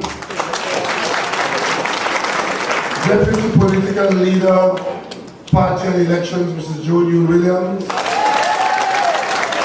Deputy Political Leader, Legislative, Ms. Marlene MacDonald, Deputy Political Leader, Policy, Mr. Ruhan Sinanan, the General Secretary, Mr. Ashton Ford, Assistant General Secretary, Mr. Daniel Ducci, our Education Officer, Mr. Anthony Garcia, our hard-working Field Officer, Mr. Indar Parasram, our Labor Relations Officer, Mrs. Jennifer Baptiste Primus, our Welfare Officer, Mrs. Jocelyn Bodden, other party officers who might not be up front in this very full hall tonight, party officers, members of the executive of San Fernando West, and visitors from San Fernando East. I see some well-known faces from San Fernando East here. Will permit me another moment or two to specially recognize a couple of people I've worked with and enjoyed their company and made friendships with over my long career in the political arena. I heard her son say that she's a what kind of lady? Diane Sukaran ain't no lady, she's a politician. My former parliamentary colleague, Mr. Diane Sukaran, former Mayor of the City of San Fernando, Mr. Gerard Ferreira, Mr. Malcolm Jones, and of course, I want to be still the president of the Contractor and General Workers Union. One only the stop. San Fernando is always a good place for a PNM meeting. And of course, I'm very happy to see so many of my parliamentary colleagues out tonight. I see the Member of Parliament for Point Fortin is with us here tonight. Good to see you. And I see Senator Diane Baleo singing here tonight. And Temporary Senator Stuart Young. So apparently tonight we have a full house as we normally have in San Fernando. But it's running late. I always get the worst end of it. They give me 10 minutes and tell me they want an hour's speech. And I know you need to get home at a decent hour. So tonight, what do I talk about tonight? I've been talking every night, and there seems to be no end of what we can talk about. Let me just address the 3 or 4 points raised by the persons who came onto the floor. Because it's important when we come out like this to hear what you have to say to us. And if we are able to respond immediately, we do, but certainly we take note of what you think is of importance to you at the time that you talk to us. The person who spoke about the National Housing Registry, that's an idea whose time probably has come. Because the technology allows it that we can have the entire database of applicants available online and available to the public. And some information, maybe not all the information, but some of it can be made available. I'll tell you why I'm partial to the idea. Because public housing ought to be available to only a particular kind of citizen. Not everybody who wants a house should be able to claim public housing, because public housing is paid for by the state. It's not free housing, it costs money. And it really should be available to those who really cannot, by all genuine means, pay the full price or pay the price of it. And I do know that in the current arrangement, some people who should not be accessing public housing are in fact accessing public housing. And if there is more transparency in the process, then that could be minimized or reduced or removed. The other thing is that it will allow you to see what is actually available and how it is being distributed. Because we commit in the PNM to an expansion in the public housing program. Those who are in office today started out by saying that there should be no public housing. But interestingly enough, they found out that you get public housing by awarding contracts. And since they are in love with awarding contracts, they now love public housing.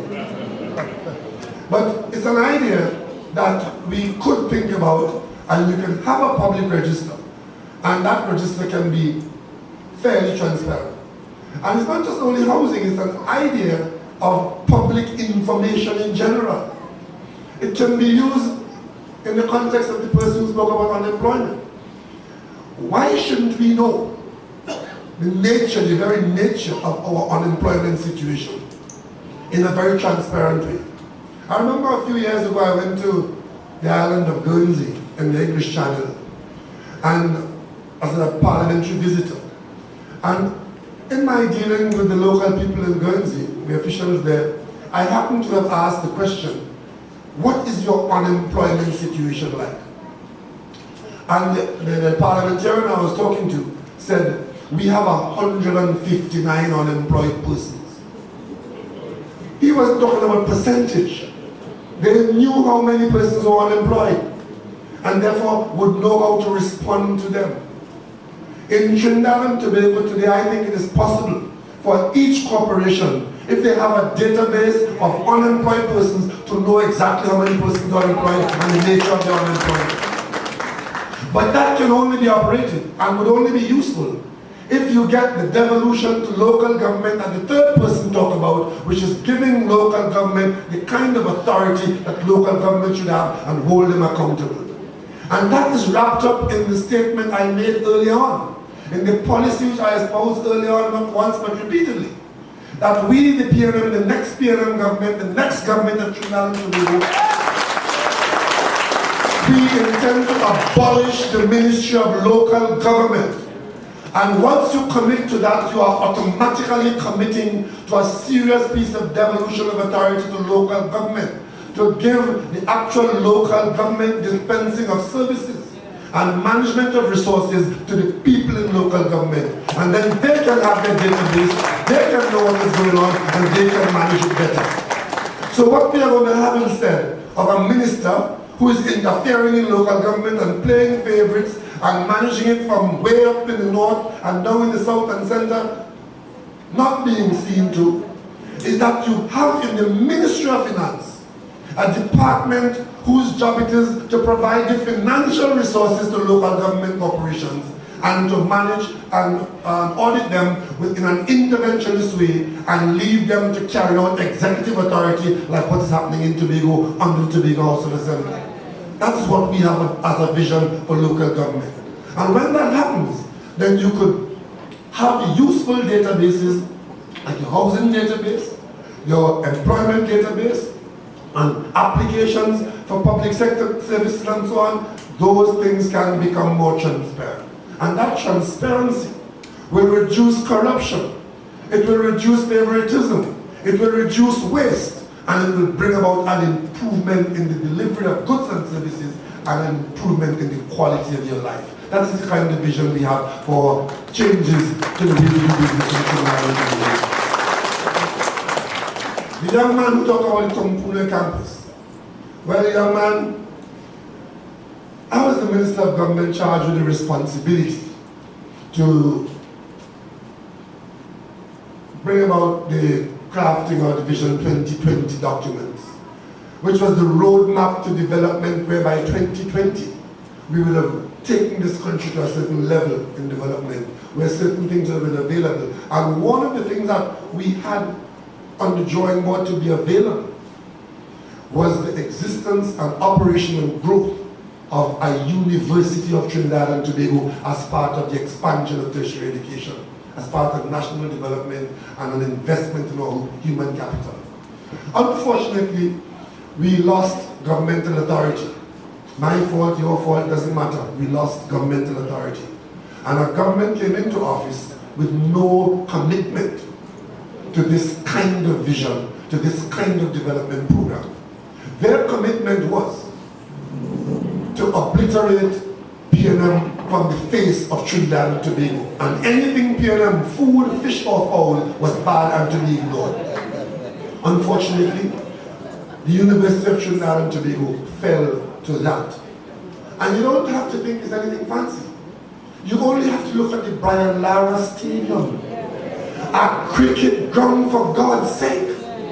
And for 4 years, a government that spent $300 billion cannot make a cricket ground operational because they want to leave it there to be able to say in the political arena that Patrick Manning and the PNM did something so horrible that it cannot be fixed. A cricket pitch. Well, of course, I tell you, young man, you ask me and I tell you, the University of Trinidad and Tobago will come back to its original moral value and vision because we will complete the program and the university will continue on its course that we have put it on. Like most other things you heard from Paris tonight, how they, with great fanfare, Mrs. Kamala Prasad Bissessar, riding high in her early days, popularity to give away, shut down the special anti-crime unit. And then 4 years later, after they've been all around the mulberry bush, they come right back to creating this anti-crime unit. They might call it a graffiti, they might call it a camlanted. It's still an anti-crime unit, or however they call it. And then the same thing happened. The same thing happened with Caribbean Airlines. I was the chairman of a subcommittee of the cabinet when BWIA was virtually bankrupt. And it got to the point where there was a danger that when our planes go to North America, they could have been seized for not being able to, the company not servicing its bills up there. And Prime Minister Manning sent me to Miami to meet Christine Sahadia, to meet with the business people who were in that situation with us, to negotiate BWI out of that situation. And this, of course, could not go on. The cabinet had to act, and to act decisively on this question of us Trinidad and Tobago owning and operating an airline. And the cabinet put people, business people, I think it was Arthur Jack, Shafiq Sultan Khan and some other people, and Lucy Smith. Those were not PNM sycophants. These were successful business people and or professionals to look at the BWIA situation and to recommend to the cabinet and therefore to the people of Trinidad and Tobago how we treat with this problem. Arising out of that came the analysis of the experts that the flying to London, notwithstanding what BB was telling us, that it was a wonderful route and it was the best route and so on, it might have had the best service, might have been the best way to go to London. It was the best money loser in BWI. And it was determined that BWI should be a lean, mean airline, if we're going to have one, flying mainly to destinations in the Caribbean, to Florida, to Toronto, and to New York. And do code share with other airlines if we can, but for heaven's sake, get rid of the London route. It was hemorrhaging the money of the people of Trinidad and Tobago. the PRM government accepted those recommendations. We cut out the London route and we sold the gates. BWI operating properly under what we call the new BWI, to the point where by the time the government changed, there was $1 billion in cash in the bank at BWI. $1 billion when the government changed. And as the government changed, they started talking about a scandal about Lelisate and somebody else involving corruption with the BWI gates. And when we went to Tobago to open the Arthur Napoleon Robinson Airport, the Prime Minister at that occasion told the country that she was about to lock up some people because she sent investigators to London, and in due course, in short order, they locking up people over the BWI gates. Have you heard anything since? Dr. Saint is still alive and well? Home in his house? Emergency action protocol yet? Now, a prime minister at an occasion like that commits to the country that the government is in a position to pursue corruption against named people for a particular matter. And that was the end of that. But more importantly, it wasn't the end. It wasn't the end. Because they're so anti-PNM and everything PNM, PNM said don't fly to London. They went and bought 2 old planes from Lanchili and decided we are flying to London. And they restarted the route to London. It took Senator Terence Dale Singh to ask them in the Parliament if those planes that are flying to London that they bought, if they are properly secure, that as they're crossing the Atlantic, you could track them as they go. You saw what happened in Malaysia? There, but for the grace of God, go us. Because we were in that situation. Took a question in Parliament from the PNM to get them to get their act together to be able to tell us that now they could track our planes when they leave Trinidad on the way to London. Because it was our information that we were in a situation where we couldn't do that. And could easily have ended up in that situation. But of course, in the meantime, the $1 billion have disappeared. And now, if I tonight could have brought to you the documentation where the government is now being advised that CAL should stop flying to London because there's hemorrhaging money. And exactly what the PLM had put an end to, they have recreated it. They have lost hundreds of millions of dollars of your money.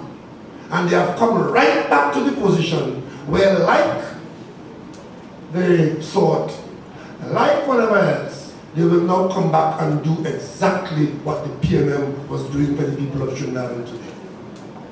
That's what it is. That's how it is. And there's one constant in all of this.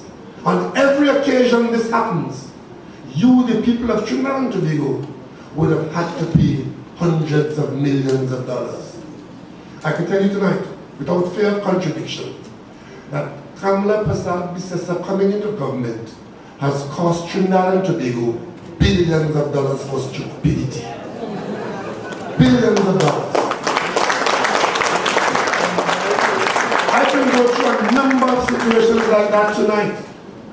But because of what is in front of us, I want to take a few minutes to tell you about a tag team that is operating in Trinidad and Tobago. The tag team is called KPB/AR.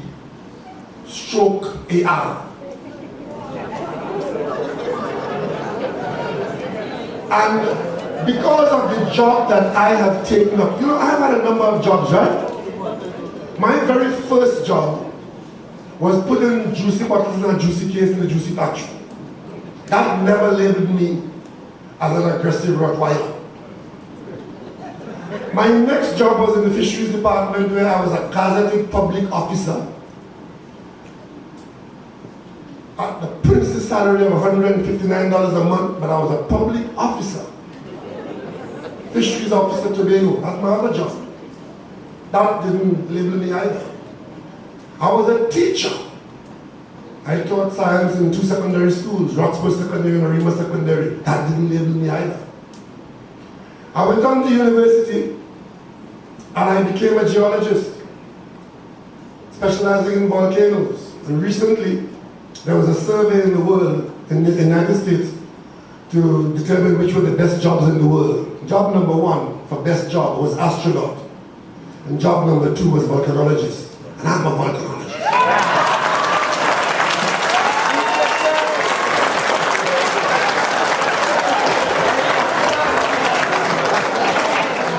Sorry, Farris, the 2 worst jobs in the world was a used car salesman and lawyer.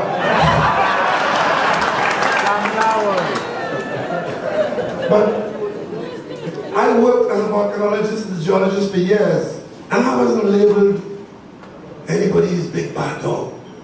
As a matter of fact, I spent a lot of time in San Fernando chasing pretty girls. Lots of weekends, spent a lot of my growing up years in Pino's. I began, you were not the only hear about Pino's. I had some great days in San Fernando. I had a lot of family in San Fernando, and I spent a lot of weekends here.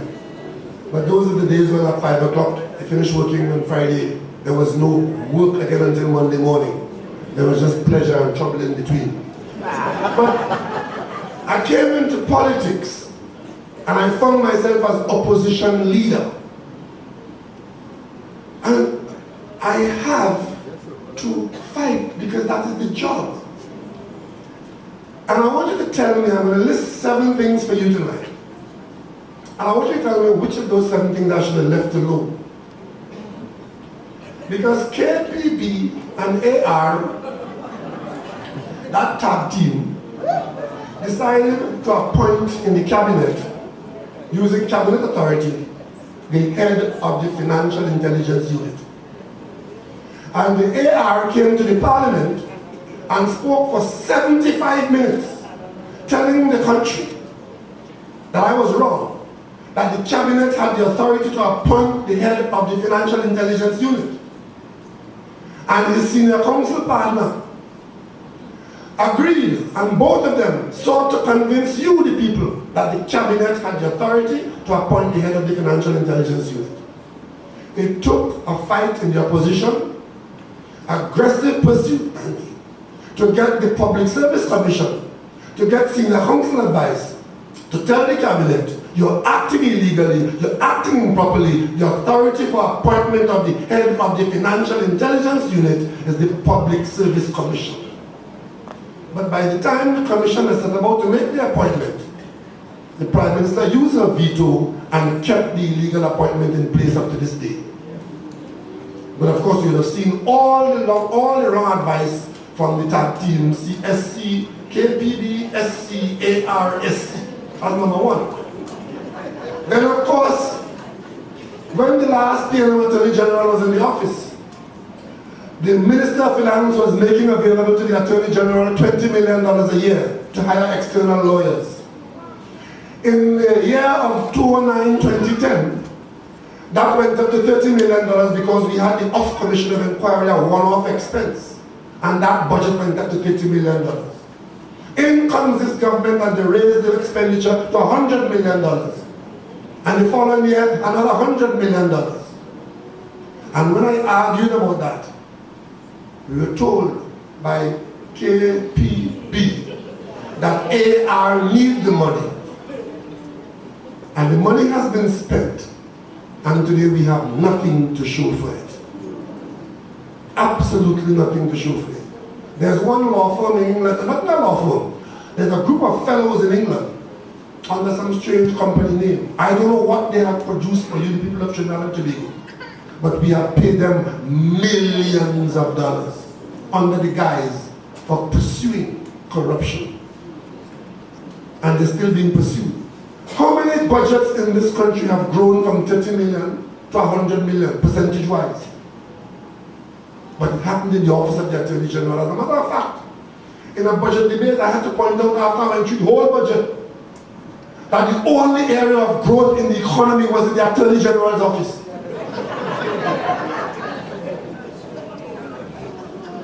And it has reached a point today where exactly what I was warning about has come to pass. And of course, it's something you have to fight. And then we got up one morning after independence and discovered that the cabinet of Trinidad and Tobago, in the dead of night, proclaimed Section 34, KPB and AR. Tell the president that they have to proclaim Section 34 to appoint masters to the court, when in fact they were doing that to allow very special friends of theirs to escape going to court on Monday morning. They haven't been to court since. And millions of dollars have been spent by the state in that kind of action. This arrangement where this tag team of KPB and AR working together. And it's all about law, it's always about law. And they're always wrong about law. And then of course we go to Tobago for Tobago House of Assembly election. In the parliament, the Prime Minister gets up and makes a fundamental statement that the head of the Tobago executive, Mr. Orville London, has awarded a contract to Rahal family, the Millshore project, for how much? $100 million. And oh Lord, oh, it's corruption. And I was the gentleman, I was project stop. And the Prime Minister's order, and AR gone to court. So KPP announcing the parliament this corrupt project in Tobago, slander Mr. London from top to bottom, and they come to win the election until they go and walk out with naught. And they go to the court after spending millions of dollars of your money. And last week the court ruled that the Tobago House of Assembly and all in London has no preference. KPP and AR. Early in the game, as a matter of fact, the very first thing I did for the money you pay me was to offer free legal advice to the Prime Minister. Do not put Jack Warner in the cabinet. That's free. I said no bill. I gave the reason why. I said it was a violation of the code of ethics of the Parliament of Trinidad and Tobago. You cannot function as a minister of government while you are functioning as an executive in some international corporation. FIFA is a $1 billion enterprise and Jack Warner is the most senior vice president. Some of them, I wouldn't say some of you, some of them bent the principle and said, well, since he's out there, we will get benefits from him being there. Remember that? They even lied to his clerk and said he wasn't getting a pay, wasn't getting any money. So it didn't matter that he was there because it was a non-emolument arrangement. Man getting a pension of $20,000 a month. But he wasn't getting any money. Today, he and Jack Warner is only now they know Jack Warner is worst thing in the world. But at that time, KPB and AR got you SC, ARSC, got you legal advice to support their SC advice that there was nothing wrong with Jack Warner being in the cabinet. And I tell you tonight, had Jack Warner's problems externally not been as mountainous as they are, and had the Prime Minister not been confronted with them from external, he would still have been in the cabinet today. It is the external developments and the external pressure that made him too heavy. And that's how he ended up out of the cabinet. But left to their legal opinion alone, he would have still been there. Because as far as their law was concerned, there was nothing wrong. And of course, state of emergency. Attorney General for the first 48 hours was the spokesman for the state of emergency. Jail and make to right thing. And you were hearing the policy, lock them up now and we'll find the evidence after. 8,000 people carted away to the jails in Trinidad and Tobago. And at the end of the day, you have to let 8,000 people go because the basic principle of jurisprudence is that they didn't have a shred of evidence against any of them at the adjudication court. You understand? KPB and AR. And when that SC, and when that became a political embarrassment for the Jew, they turn around and blame the police. I have seen statements signed by police officers saying that they were told to arrest people without evidence because the evidence is somewhere else. That happened in Trinidad and Tobago under the duo of KPB, SC, AR, SC. We were approaching one of our monumental milestones as a population, our 50th anniversary of independence. Many of our advanced, experienced citizens tell you about the golden years. When you, 50 years, that's the golden year, our golden anniversary. That particular time, there was an issue before the country about the Prime Minister flying around with his sister all over the world. Flying first class to Australia and to Singapore and to Antarctica and all about. That embarrassment was up for answer as a question in the Parliament. To divert attention away from the impact of the answer to that question, the Prime Minister walked in the Parliament and made an announcement. And the announcement was this, again, with AR in tow, ARSC, that the government of Trinidad and Tobago is making an about face. And as of now, for our golden anniversary gift, we will take away our responsibility for criminal matters from the Privy Council, leaving only civil matters in the criminal and the Privy Council. So we will now become half Privy Council, half Trinidad and Tobago for our final court of appeal.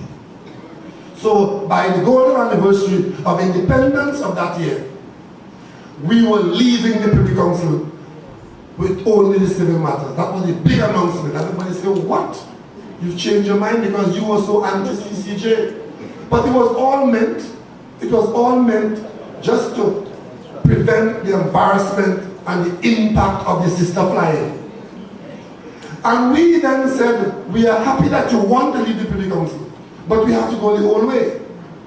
And secondly, halfway is not possible because we are bound by a treaty in CARICOM, and at the time that we signed the treaty, there was a window to put in a reservation to allow you to go that way if you wanted to. That window has been closed and you cannot now come and leave halfway and leave half there. You either go the whole hog or you stay the whole way.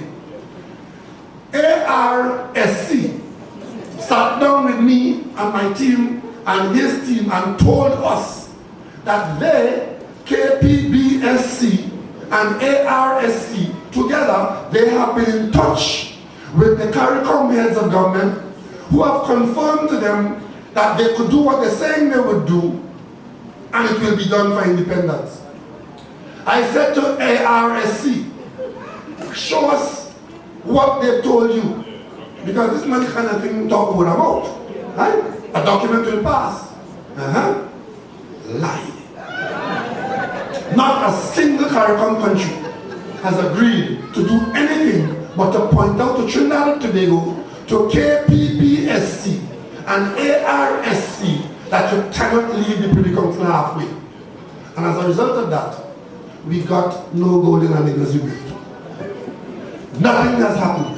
As a matter of fact, recently, I think during the week, there was a big article in the paper saying that it has been rejected out of hand. You didn't get an announcement from that though. They were very quiet on that. See, and that was advice they got from KR, no SC, no law school, no nothing, just CS, common sense.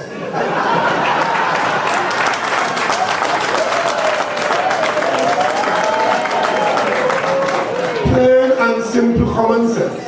And of course, I will say CSE, common sense and experience. Because I knew we were bound by treaty. I knew that we could not go halfway. And understanding my CARICOM colleagues, I didn't expect any of them to listen to the foolishness that was advanced from Trinidad and Tobago, KPPSC and ARSC. And if you think that is cheap, everything I'm telling you here costs serious money. Serious money involved. And of course, let us come to the current situation that we're in right now. With a record like that, where on every occasion they try to portray their legal brilliance, they have been wrong and they cost us money. They want now to go to a higher level. And the level we're at now is that a master in the High Court, looking at the documentation in front of her, and a problem that we have been hearing about and some of us know about for quite some time, made a finding. And among the finding that was made is a clause that makes reference to actions that have the effect of perverting the cause of justice in Trinidad and Tobago. So it's not bad enough that the courts are clogged. It's not bad enough that the police is ineffective. It's not bad enough that corruption is rife throughout the system. But we are now being asked to accept that the cause of justice could be perverted willingly by persons who have access to the treasury with respect to claims being made by prisoners in the prison. And we have a finding in front of us from the court and a recommendation that there be an investigation so that the culprits and the louts could be identified. And the Prime Minister says, I'm going to have none of it. So once again, KPBSC strikes. And in tow is ARSC, because both of them now decide the way we're going to handle this is to ensure that there's no investigation, and we'll bury it so that the people of Trinidad and Tobago hold it long enough and create enough diversion. New scandals will arise and it will then disappear off the newsreels for a while. That is what is happening now. How many of you in this room are prepared to accept a government of Trinidad and Tobago which sets out to ignore a warning about justice being damaged in this way, and to accept that as the way our country should be governed by the Prime Minister and the Attorney General? How many of you? That is where they have brought us. So the Solicitor General, a major state functionary in the legal system, bypasses her boss, the Attorney General, because she has no confidence in him, and because she sees it fit to write that there's a conflict of interest between how they are operating there and how the outsiders are getting money through the claimants and the claims being made. An inherent conflict which tonight was brilliantly described by Senator Farris Al Rawi. And the Prime Minister decides, as she receives a correspondence from the Solicitor General on this very serious matter, she said in her statement 2 days ago that she promptly dealt with the matter. That is true. She promptly sent it to the Attorney General. A man who is bypassed by his junior, because the junior felt, I cannot go through the normal reporting arrangement, because in that reporting arrangement is where the problem lies. Farris gave you an example of what it really means, like the nurse and the baby. Let me give you a better example. It's like a child being abused by a member of the household and decides to complain. And takes the child has a choice now, you know. I could complain to the abuser. Or I could go to mommy and tell mommy what daddy doing. What does mommy do? Tell daddy what the child said. And tell you, I promptly dealt with the matter.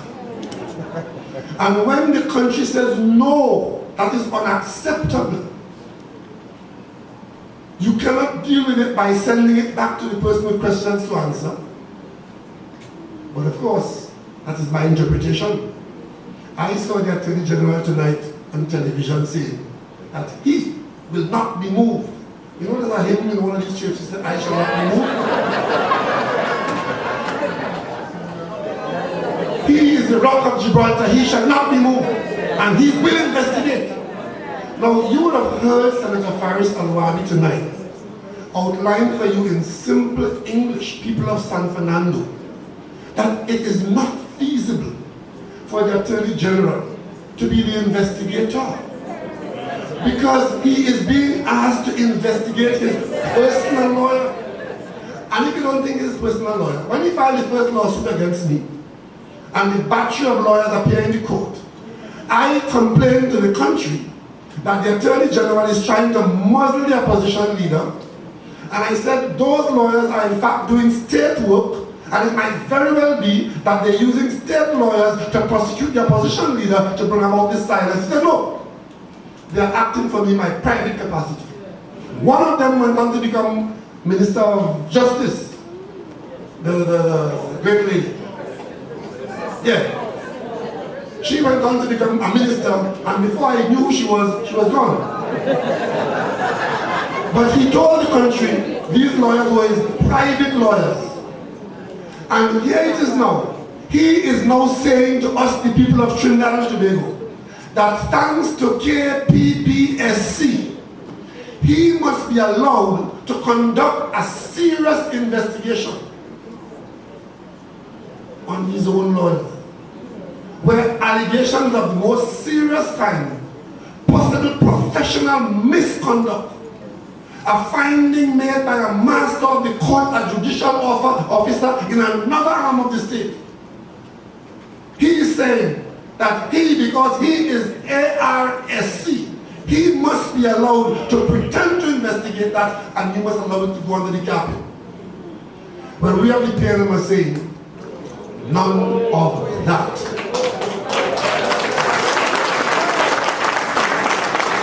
None of that. You see, it's all based on pretending not to understand what the problem is. The problem is a very simple one. There are a variety of ways by which public officers steal public money. Very few of them I've known have gone to the treasury or wheelbarrow, open the vault, and put money in the vault. One or two low-level cashers have done that. They've taken money from the till and put it in their pocket. And some of them make some warm jail for that. But usually, things are done in a variety of ways. The end result of it is to vacuum money out of the treasury into the pockets of the fortunate few. In this situation that we are facing, somebody has seen that if you make claims and the claims are upheld, then payments have to be made to the claimant. The making of claims and the putting up of evidence to the court is done by lawyers. And once you get settlement without proper defense, then you have a business. That is what the master of the court says. A business venture. People of San Fernando, you know what a business venture is? A business venture appears to be operating in the Attorney General's office. And whether he is personally involved or not, he is not the person to investigate that.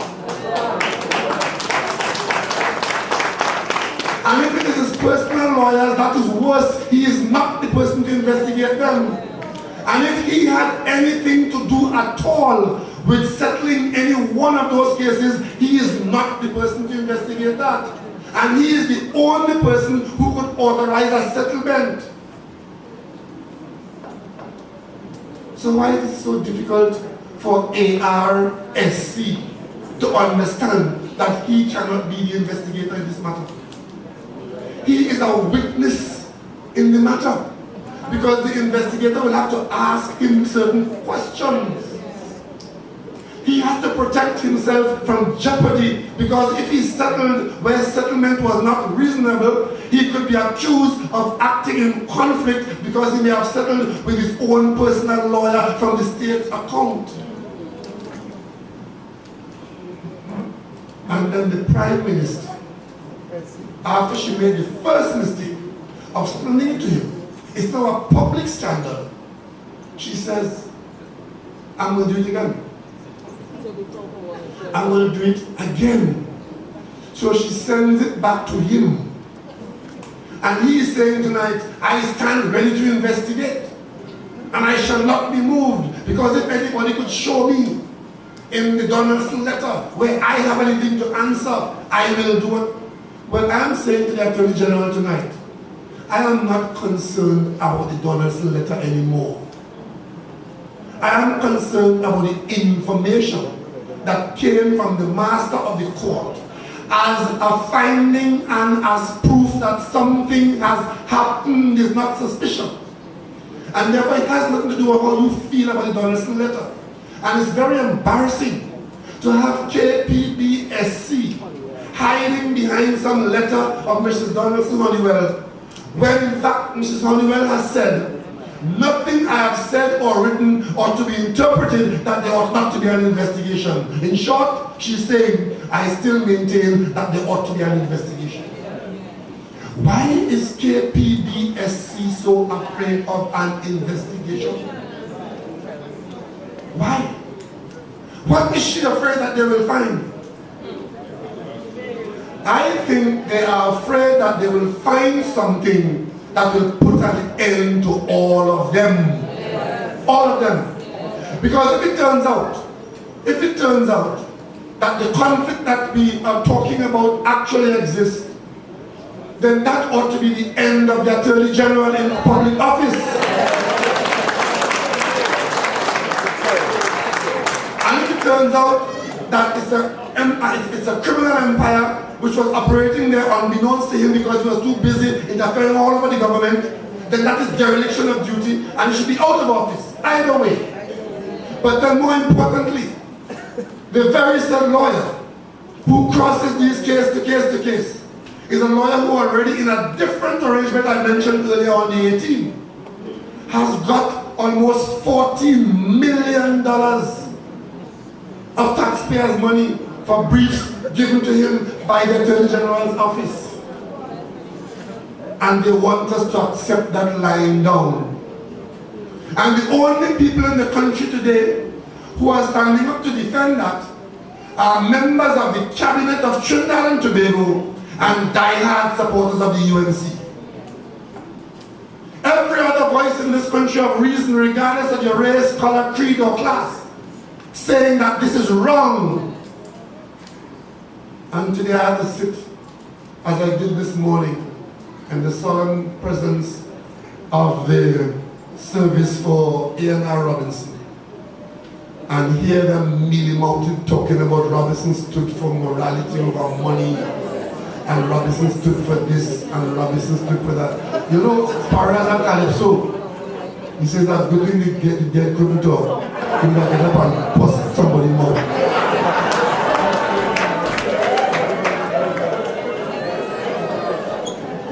If you hear them this morning, and I am saying, imagine this is happening at the point in time when we are celebrating the life of A&R Robinson, and the man is not yet in the hole.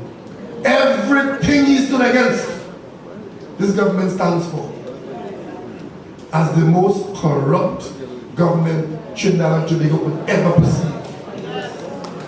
And even on the day of his funeral, the Prime Minister is refusing to investigate allegations of serious corruption in the government. And that could only happen in a country where the people turn their back on office holders. I'm asking you here in the PNM not to turn your back on your executive. The reason why we're having a one-man, one-vote operating in the PNM now is because you party members in this party are required to pay attention to what is happening in your party and to take hold of your party and to control it. Because the power lies in your hands. So we start at the party level to make changes. And the same thing with the government. The power lies with you, the people. And you are not to be afraid of your government. And when they are prepared to call wrong right and to encourage corruption and to carry out cover-up their illicit action, then you, the people, have a duty to stand up to the government in whatever way you choose to say to the government, I identify you, I know you, and I have none of you.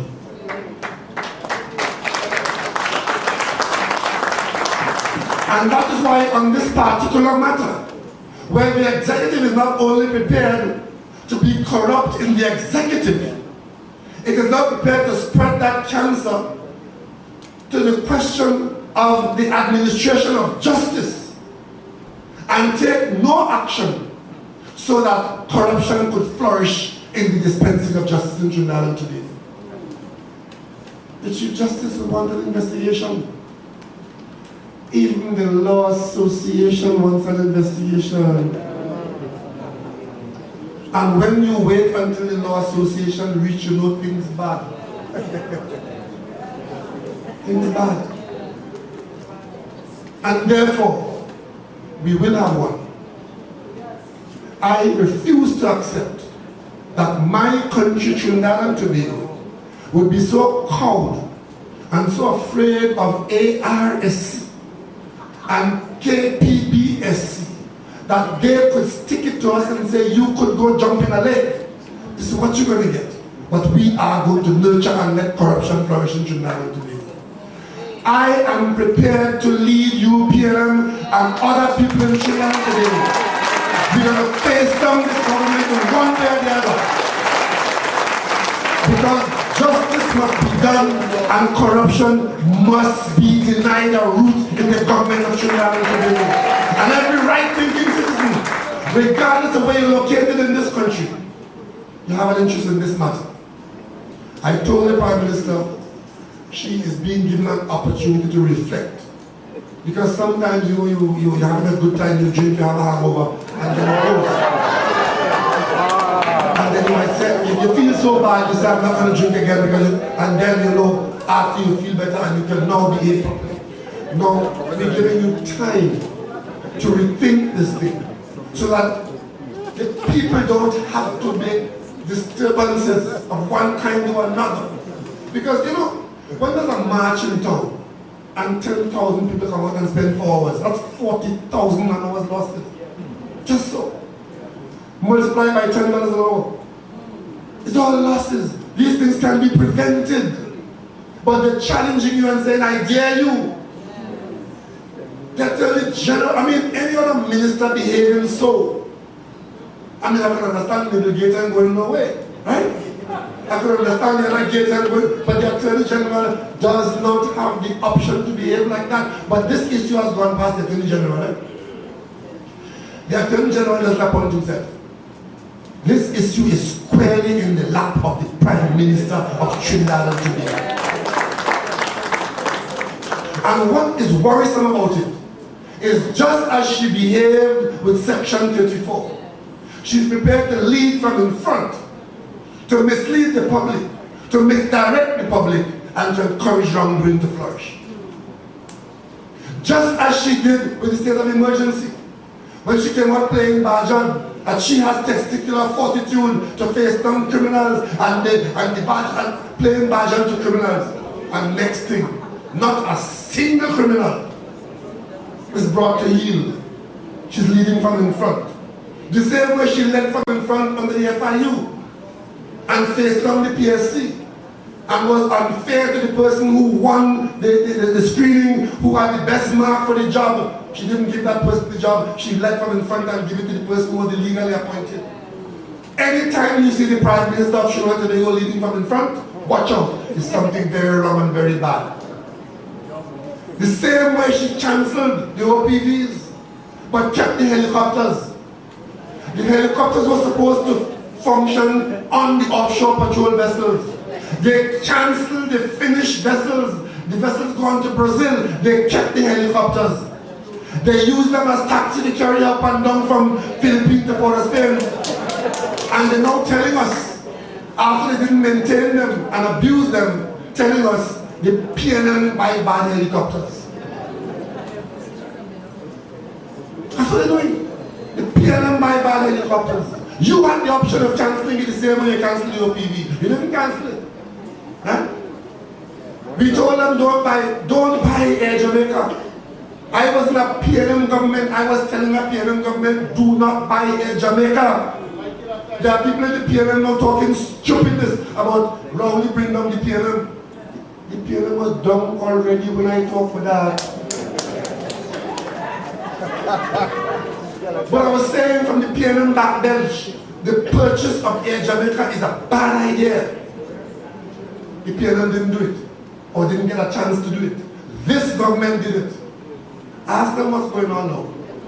Ask them how many hundreds of millions of dollars it's costing us now without a hope in hell of any recovery. And the Prime Minister is leading from in front on these matters. Today, there's an ad running on the television paid for by your money, by the Ministry of National Security, with a graph showing you that crime is going down in Trinidad and Tobago. It is the most obscene expenditure in Trinidad and Tobago. Things are so bad now that 2 or 3 killings per day not making front page news in Trinidad and Tobago anymore. Not even making a news item on the radio anymore, because we have now accepted an average killing of about 2 or 3 per day. At the current rate of killings in this country, if it continues like this until the end of the year, this year will be the record for all killings.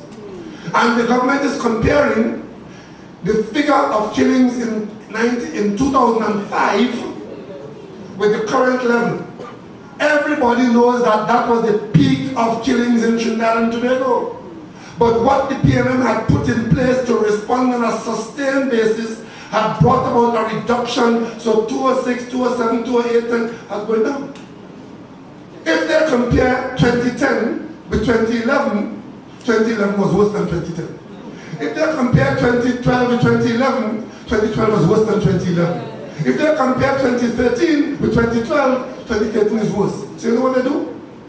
They look at comparing now, down the road. So you want to compare how good your salary is now, compared to your grandfather only. You're doing very much more than here. That's what the government is doing to us, insulting our intelligence. Crime is no longer a subject in this country because it is now being accepted that the thing is out of control. Out of control. There are other things taking up your interest now. And this is a government that came into office out of an election campaign that said, we will fix it in 120 days. They wouldn't fix it in 120 years. All they've given us so far, musical chairs, 4 ministers of national security, and lies. As if you don't live here. Today in the Rima, a man just won a case in the courthouse. As he came outside the courthouse, he was gunned down in the precincts of the court.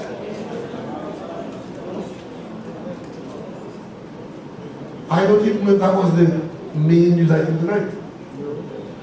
We are in big trouble, and that is why you PNM people have to take this election seriously. This election is about selecting a leader who can effectively confront the issues I have just raised. And you don't confront these issues by playing handsy-pansy with the government. You confront these issues by dealing, as Maurice Marshall would say, by dealing with the government brutally. Because they will hide from you, they will lie to you, they will steal from you, and they will misrepresent to you. And if there are those who believe that the alternative is to play hands-pansy with them, so they will like you, and they will speak well of you. I am not fighting love from those who are doing wrong. I'm demanding respect.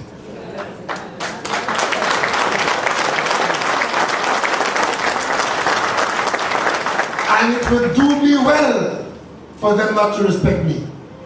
Because I know if I'm engaged in a battle and my opponents underestimate me or don't respect me, I know I'm halfway to victory.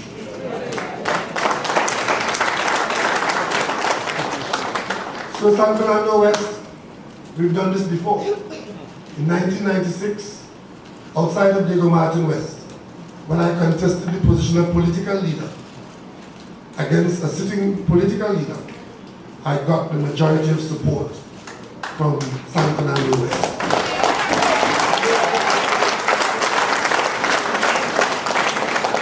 I see a number of familiar faces that walked with me in 1996. Tonight I'm glad that you're here. I see a lot of young people who might not have been around at that time.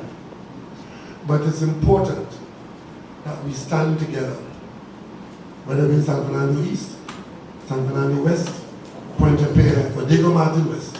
We are one PLM, one party, and we will have to continue.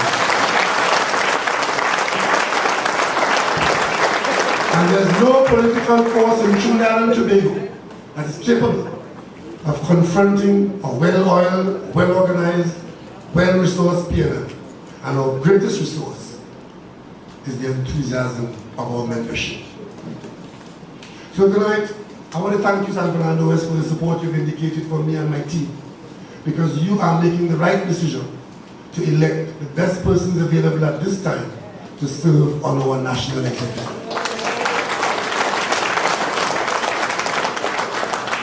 Stay the course until May 18th, come out on May 18th and bring out all our party members and vote. Because come May 19th, the issue changes to full-scale engagement of the government of Trinidad and Tobago. And stand by. Because if the Prime Minister refuses to do her job and put in place an independent, competent investigation into the matter which threatens our judicial system, a matter where people are emptying the treasury for personal gain, I may have to call you out before the interview. Stand by. Don't be too busy to stand up and be counted in Trinidad and Tobago. Because based on what has happened for the last 4 years, don't be the person when your grandchild asks you, where were you when this was happening? Stand by. Because if Trinidad and Tobago ever needed you, it's now. Thank you and good night, PLM. Great is the PLM. Great is the PLM.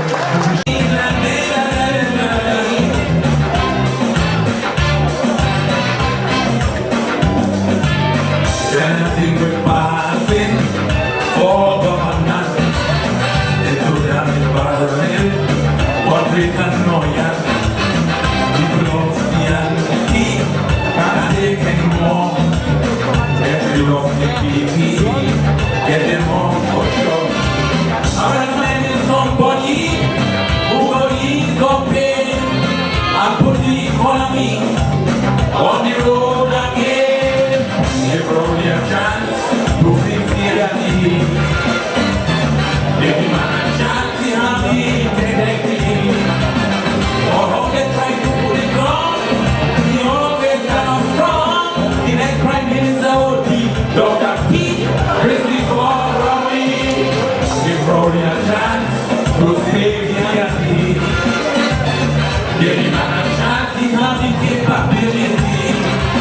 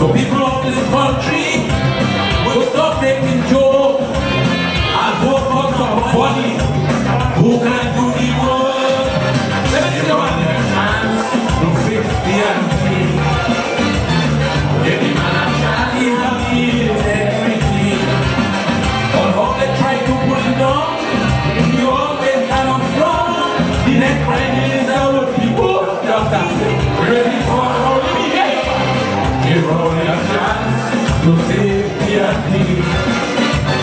With the chance and the capability